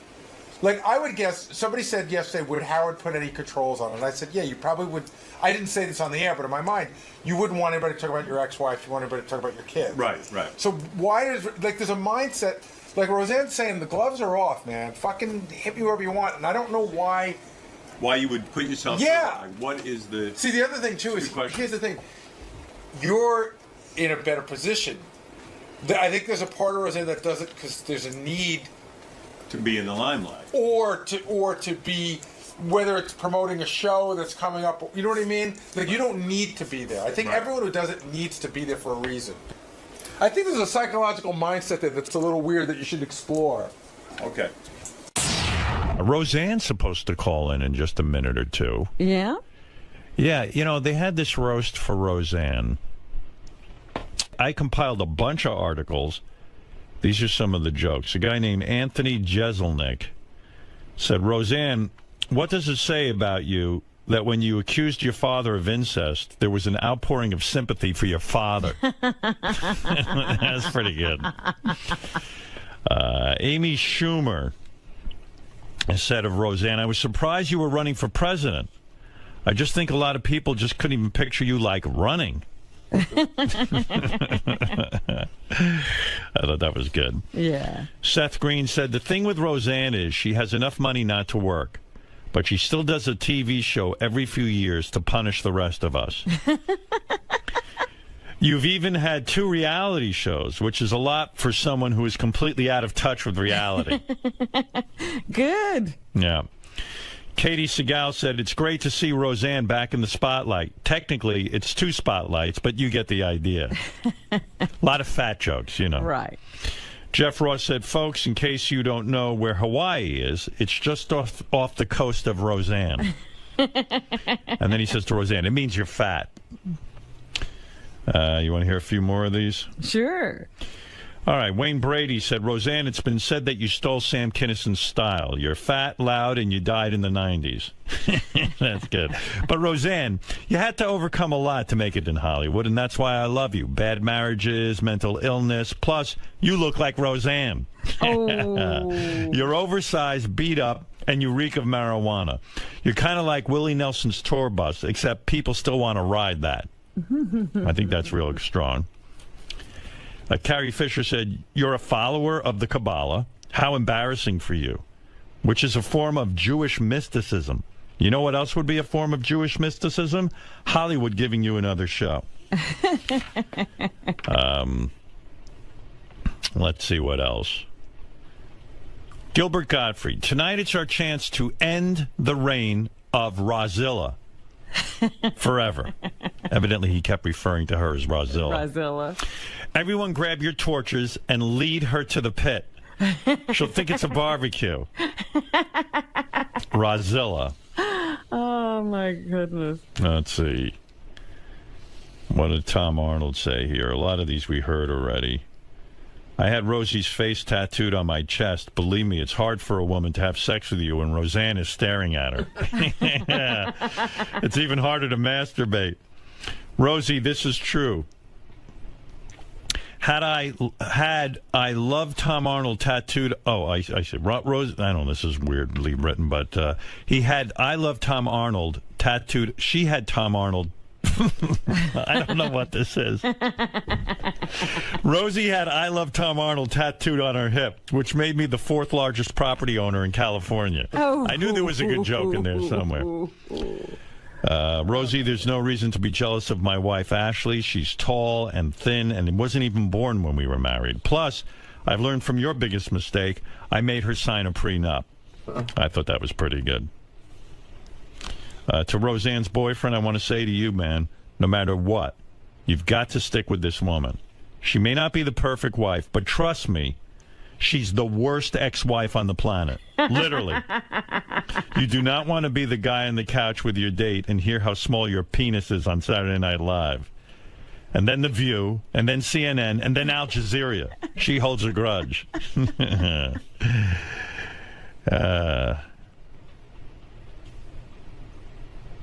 Recently, Roseanne got in trouble for wishing cancer on a Chick-fil-A customer. But you guys can all relax. If she had the power to wish cancer on anyone, I would have been dead in 94. All right. Not so good. Well, Anyway. maybe it was his delivery. Maybe he had a better delivery than I did. Oh, right. Roseanne's on the phone. Oh, good. Hey, Roseanne. Roseanne? Yeah, hi, Howard. You okay, baby? Oh, God, it's early. I know. I'm so sorry. Where you're up are this you? early. Still out in I'm Los in Angeles? LA. It's like 5:30. Hey, can you swear on this show? Yes. Oh, fucking great. Yeah, you can say whatever you want here. There's complete freedom of speech. Roseanne, why would anyone, especially a woman in your position, why would you put yourself through a roast? Seriously, from a psychological point of view, I mean, it's endless fat jokes. Like, I was even thinking about it for myself. Like, if someone said to me they wanted to roast me, I don't think I'd want to put myself through it. Why? It's fun. Is it, though? I mean... Well, it is. I mean, I'd say that over the whole... It was... Christ, it took about 3 hours to film it, you know. Right. But, you know, when it was up and running, there's some damn good jokes, man. You know, it's good to laugh at yourself. It's, you know, it's kind of a test to see how sound you are mentally and spiritually and everything else, like a warrior thing. And I knew I could do it. And, you know, but could you really... But funny. Roseanne, did you lay down rules? Like, I think if I had to be roasted... Mm-hmm. I think I would lay down some rules. I would say, look, I don't want you talking about my kids. I don't want you talking about, even, I wouldn't even want them talking about my ex-wife. I wouldn't want, you know what I'm saying? I do, and I did. Yeah, I asked them, you know, not to make jokes about certain things about me, and I asked them to make sure that they didn't, you know, do the stuff the kind of jokes they like to tell about any woman. I told them to class it up, bring it up to first grade, guys. All right, when you say you laid down rules, what did you specifically say to lay off? Well, don't talk about women's body parts and their smell and all that friggin' ridiculous kind of snake-like joke that a lot of guys think is funny, and it's not, because there were a lot of women up there. So I just asked them to class it up, and they did. They did a great job. Because then it's too easy. You like when like sometimes. No easy. Yeah, well, don't talk about no shit jokes. When I did Roseanne, that was my rule.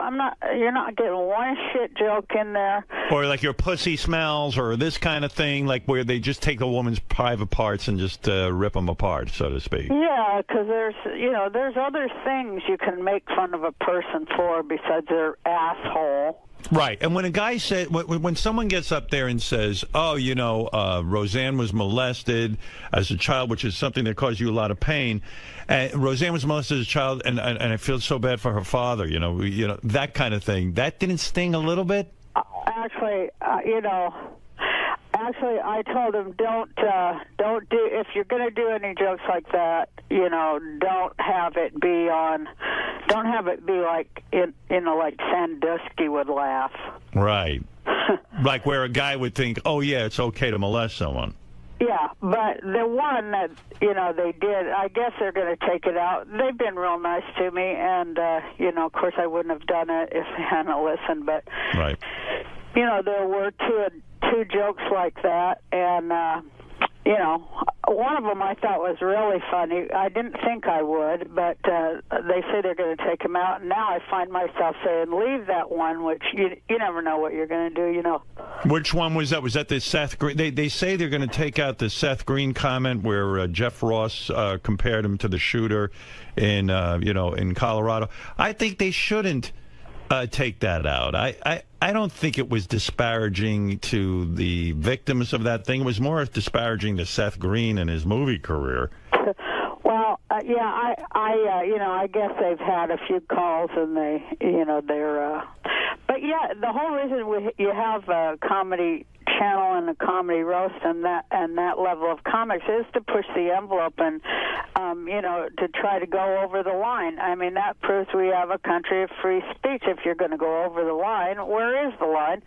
You don't know till you go over it, and I kind of think it's important to keep that. But I was going to tell you the joke that I did think was funny, that I was mad about getting molested because I didn't get the candy. Right, yeah. right. Jeff thought did that was pretty funny. Yeah, that was brilliant, really. Yeah, it's going the right way with it. I mean, of course, Howard and Robin, we could tell jokes about anything. It's just how we say them, No, you're absolutely right.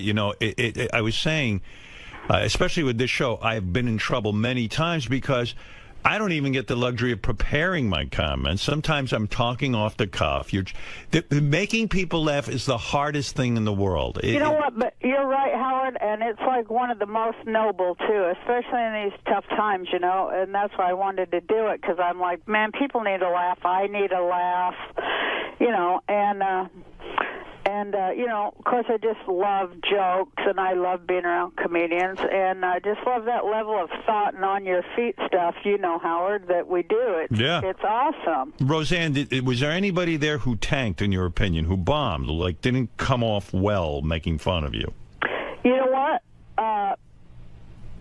Nobody tanked. Everybody was real funny. There was, I thought, of all the funny things that, I thought that the Wayne Brady, his joke was the one that most went over the line. And the Sam Kinison, you're fat, you're loud, and you died in the 90s, that thing, you had to overcome a lot to make it in Hollywood. That's why I love you. Bad marriages, mental illness, plus you look like Roseanne. No, not that one. I thought those are kind of funny. Right. There was just one that was like, ugh. What do you say? I can't remember because I have no memory because I smoked too much pot.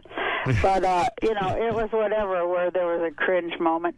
But, I just put my hands over my eyes on the cringe moments, and I only did that 3 times. And one was, of course, on the Colorado shooting one because, you know. Yeah, that's a tough one. Although I think it should be there, and people, they did get mad and like groan and stuff like that. But you got to respect a brave comic that'll go out there. Look what happened to Gilbert. Right. We can't keep letting them take us down like that. We have freedom of speech here. Right. You're referring to Gilbert tweeted a tsunami joke after the Japanese tsunami. And he lost his job, he lost his gig and stuff. Yeah, it's a weird thing because people don't realize how hard it is to know that line. And I told this story yesterday to Jeff Ross. I said I was on Letterman right after the OJ thing went on, and before any comedian made a joke, I went on there and made an OJ reference, a joke, and Letterman really kind of blasted me for it. And then 3 days later, he was making OJ jokes. It was suddenly okay. And that always struck me as like, well, someone's got to test the waters, right? Yeah, and also I think psychically, the one that tells the first joke is the one that kind of bursts the toxic bubble that we're, like once we laugh at it, right. We kind of heal it a little bit, I think, Yeah, it's a tough line. Did you recently apologize for some of your tweets? You know what? I apologize that I used the wrong word to convey a thought. It's really hard on there because you only get 140 characters, and right. I used the wrong word. I realized after. I couldn't understand why people were so angry, so I reread it about 50 times, and I was like, "What?" And then it hit me that I had used the word deserves, and it's not at all what I meant. You're talking about Chick-fil-A, right? Yeah, I said anyone who eats hormone-infused, antibiotic-filled, factory farm chicken, deserves the cancer they're going to get. And, that was after like 50 or 100 million tweets going, "You're un-American." I just got too pissed and I spit out deserves, where I shouldn't have used the word deserves. What I was trying to say is, hey, if you eat shit, you're going to get sick.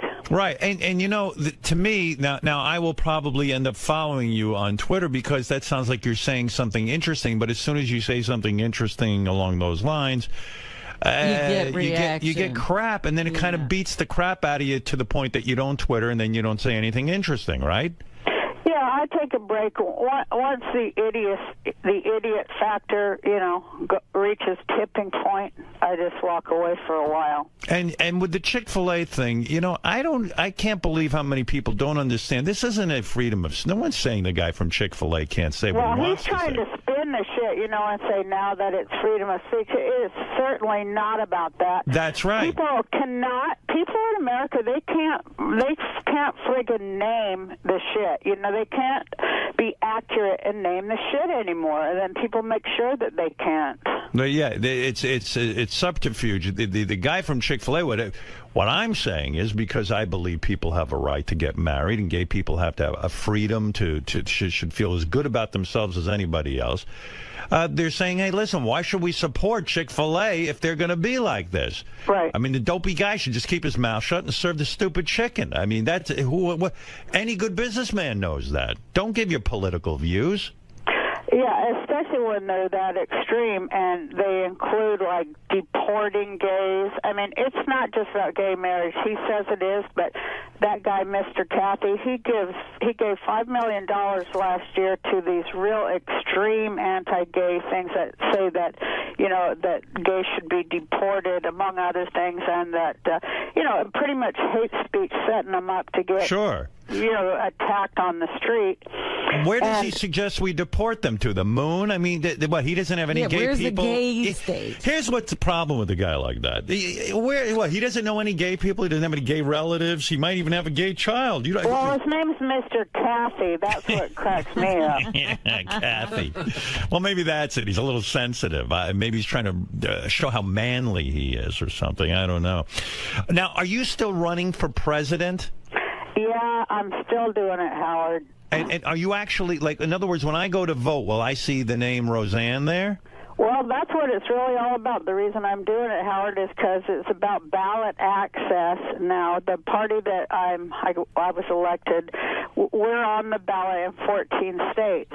The point is that a party, other than this two-headed monster, this two-headed Republican monster, there should be a third party that people have a real choice, not two sides of the same coin. Like, okay, both Romney and Obama work for Wall Street.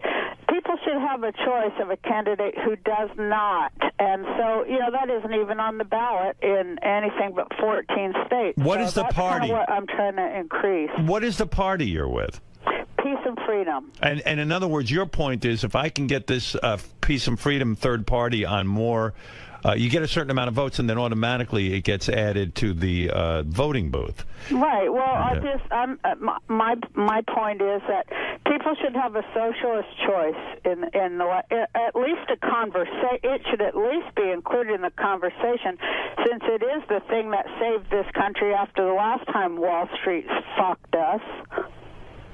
If you so when you go into the voting booth, are you going to vote for yourself, or will you vote for Obama or Romney?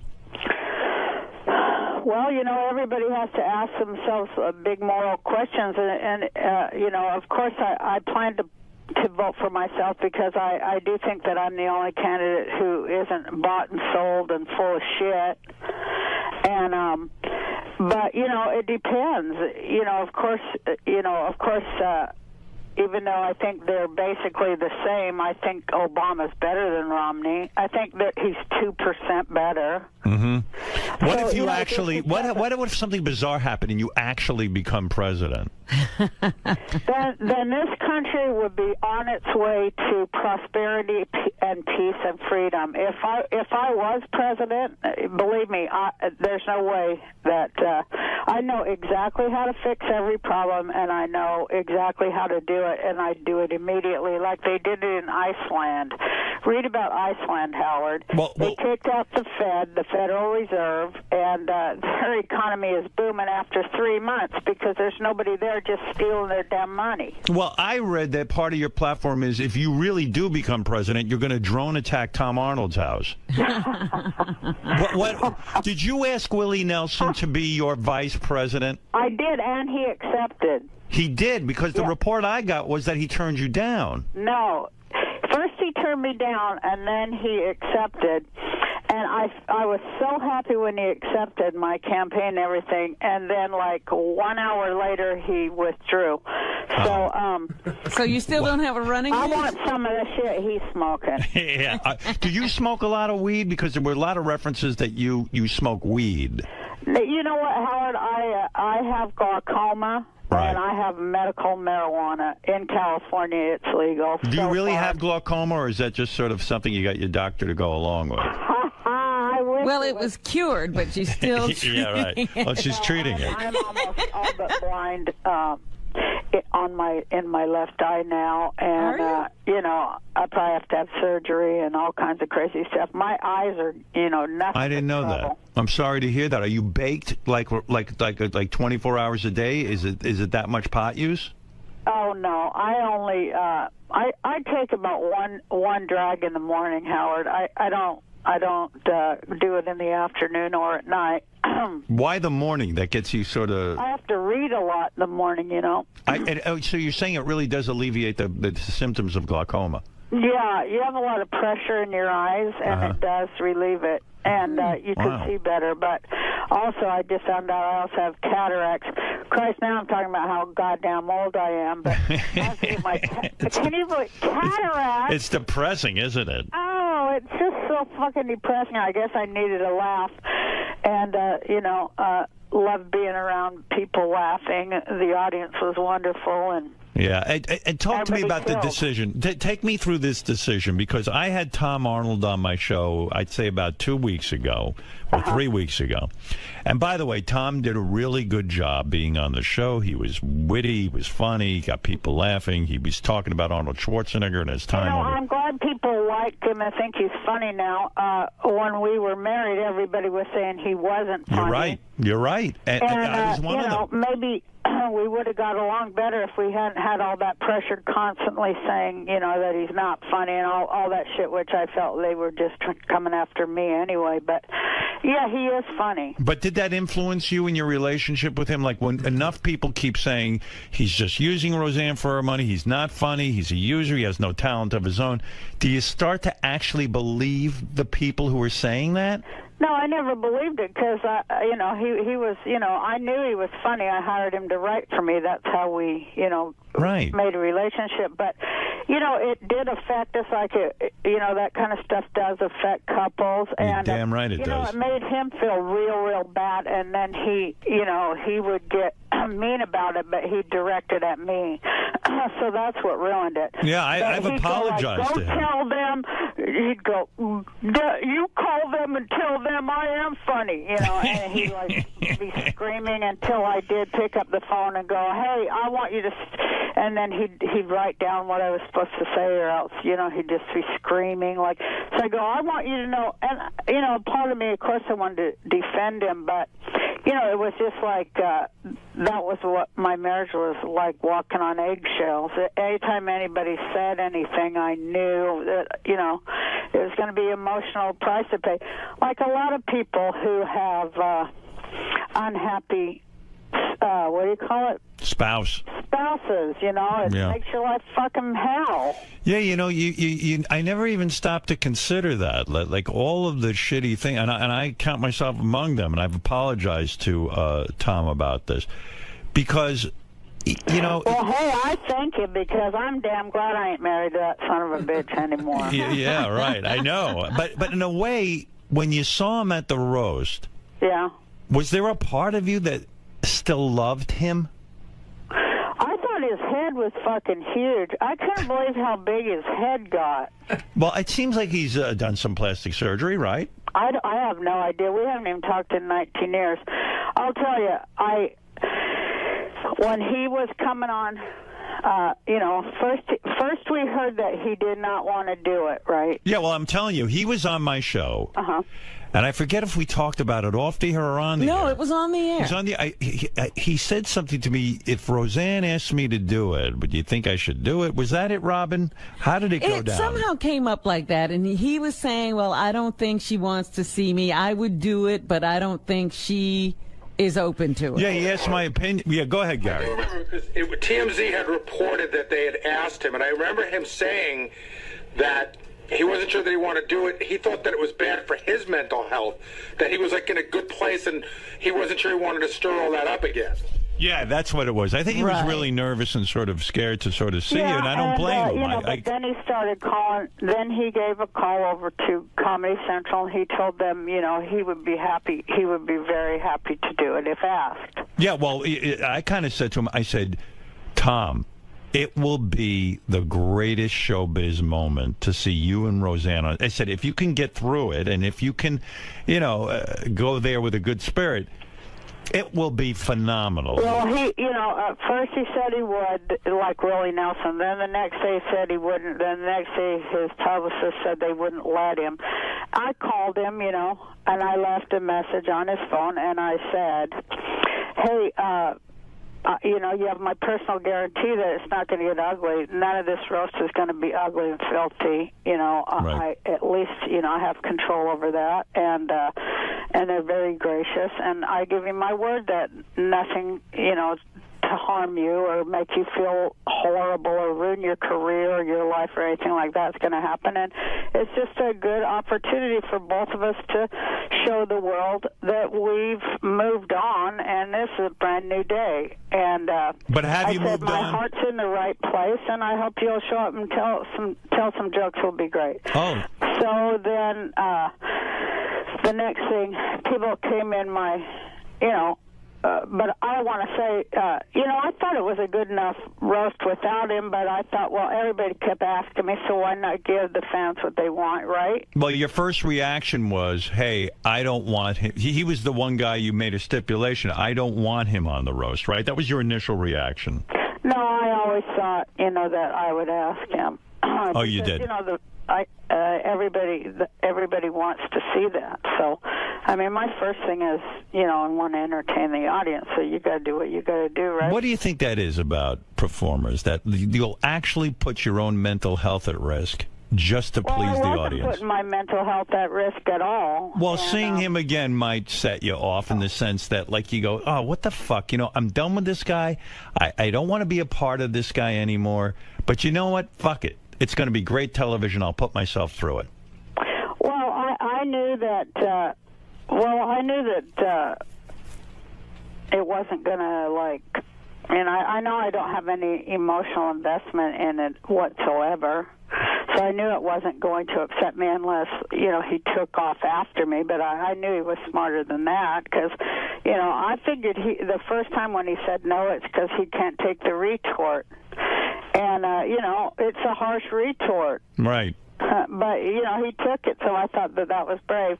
But afterwards, I thanked him and I said, well, onward and upward. Good luck to you in your life. And, it's a good thing. Also, all the shit going on in our country, all this hate, I sort of thought, hey, if I can have this moment and show it, maybe it'll influence other people. Get past old shit. Even politically, countries, maybe I say in my act, or when I followed him, I said, I realized that if I could bury my boiling, ceaseless hatred for Tom Arnold, there could maybe be peace in the Middle East. Yeah, no, I remember. I mean, it was such a vicious hatred in the sense that you even said, hey, he took millions of dollars of mine that I had in a box or something. I don't remember the exact story you told me. But, you felt he had stolen from you. And so I guess my question was, gee, when you really go through something like that and you still kind of harbor those feelings and you finally just kind of wipe this guy out of your mind, you don't have to see him anymore, this, that, and the other thing, you kind of put that all aside to please the audience. And that's what's crazy about performers, myself included. There's sometimes I'll do stuff I don't even want to do, but I know it'll be great television or radio. Yeah, you're right there. And, comics and stuff, we'll do anything for a laugh. I mean, of course, we've all embarrassed ourselves at some point, but that's just part of it. We're open people and honest. But Tom's very well off now. Do you think he should pay you back? Yeah, I do. Yeah. Yeah, I know you do. I sure do. Wouldn't you? Yeah, I'm saying that's my kid's money. He definitely should pay me back. Yeah. Yeah, and but somehow you put that aside, and even after the roast, it would have been awkward if you didn't go up to him and say anything. So you walked over to him. He didn't walk over to you. No, he went backstage, and I came backstage, and I just, I said, I really, think you were brave, and you really did great. Your jokes were good. Did he go to hug you? Funny. Did he hug you? Well, of course he did that, but that was on the stage. I see. But when you were backstage, did he shake your hand or hug you? No, but I patted him on the lapel there, and I said, onward and upward, Tom. Let's roll. Let's go. There was a report that backstage he tried to steal your purse. Is that true? No, I didn't have a purse. You did not have a purse. No. You do not have to bring it. After he was done and he came off the stage, I was like, oh, no, that was an awkward moment. And I just kind of held my hand up so he could kiss my hand like the Pope or something. Right. But he went for the full hug, and I was like, oh, God. That one I was a little scared of, but, it was okay. There wasn't no dagger in his hand from my back or anything. So when we watch the Roast of Roseanne Sunday night at 10 o'clock on Comedy Central, we're going to see Tom hugging you. You know what you're going to see, though? You're going to fucking see so many funny comics, with great jokes. And, Gilbert, he just put me away. Gilbert made me almost fall on the floor and pee my pants. Yeah, Gilbert is a great roaster. Yeah, he's a great comic. Yeah. He called you Rosella. Everybody was funny. He called you Rosella. Rosella was the funniest damn thing I've ever heard in my life. I couldn't get my breath.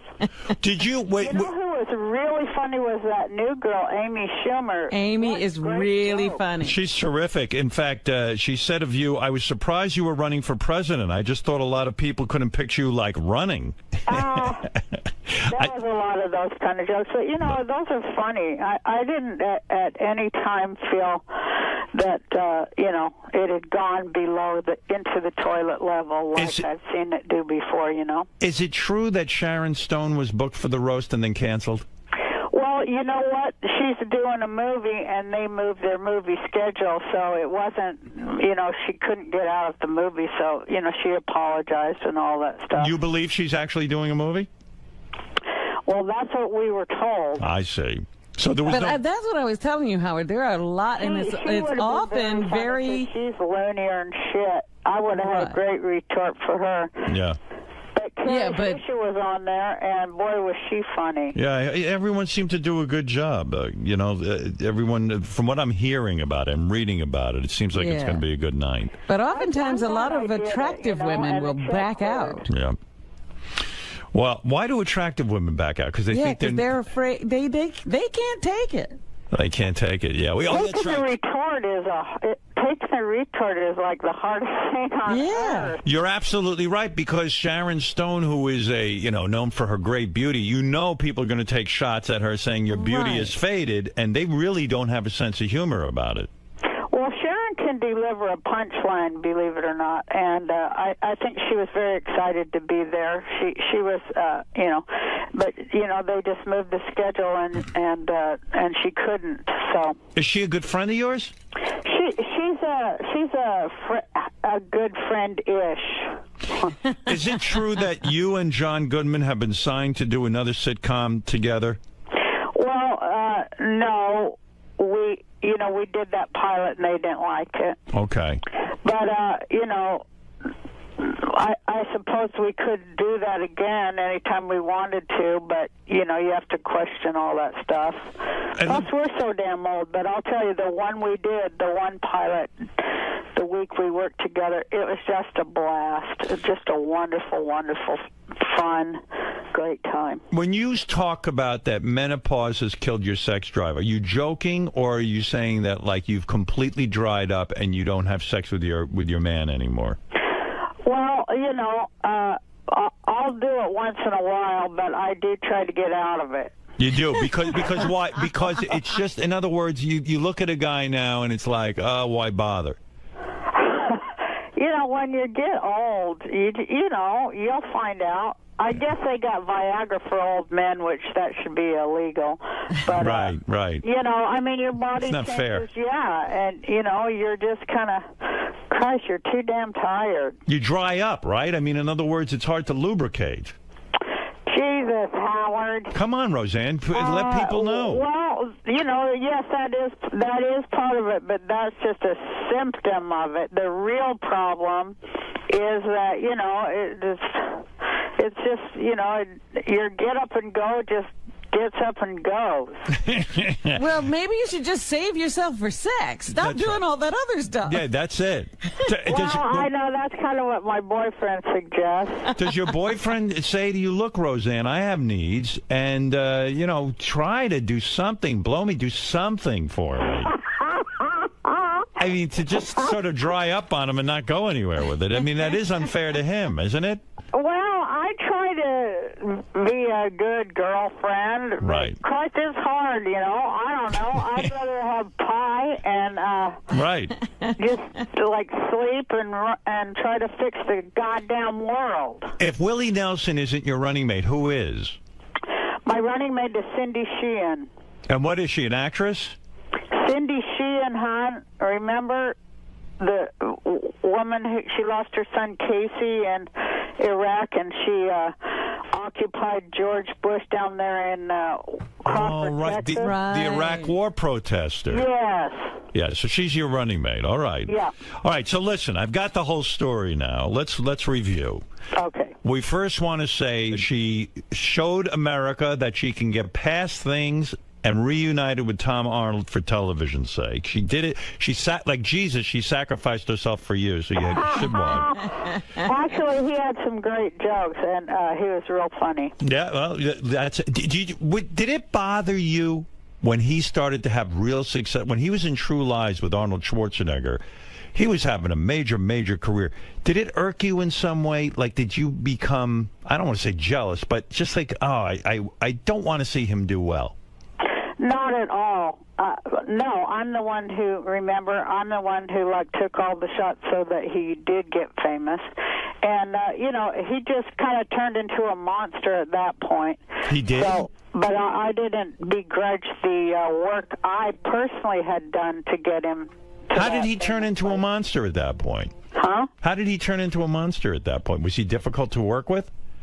Oh, I don't know what he was like to work with, but he was impossible to be married to or live with. Wow. And who has more money now?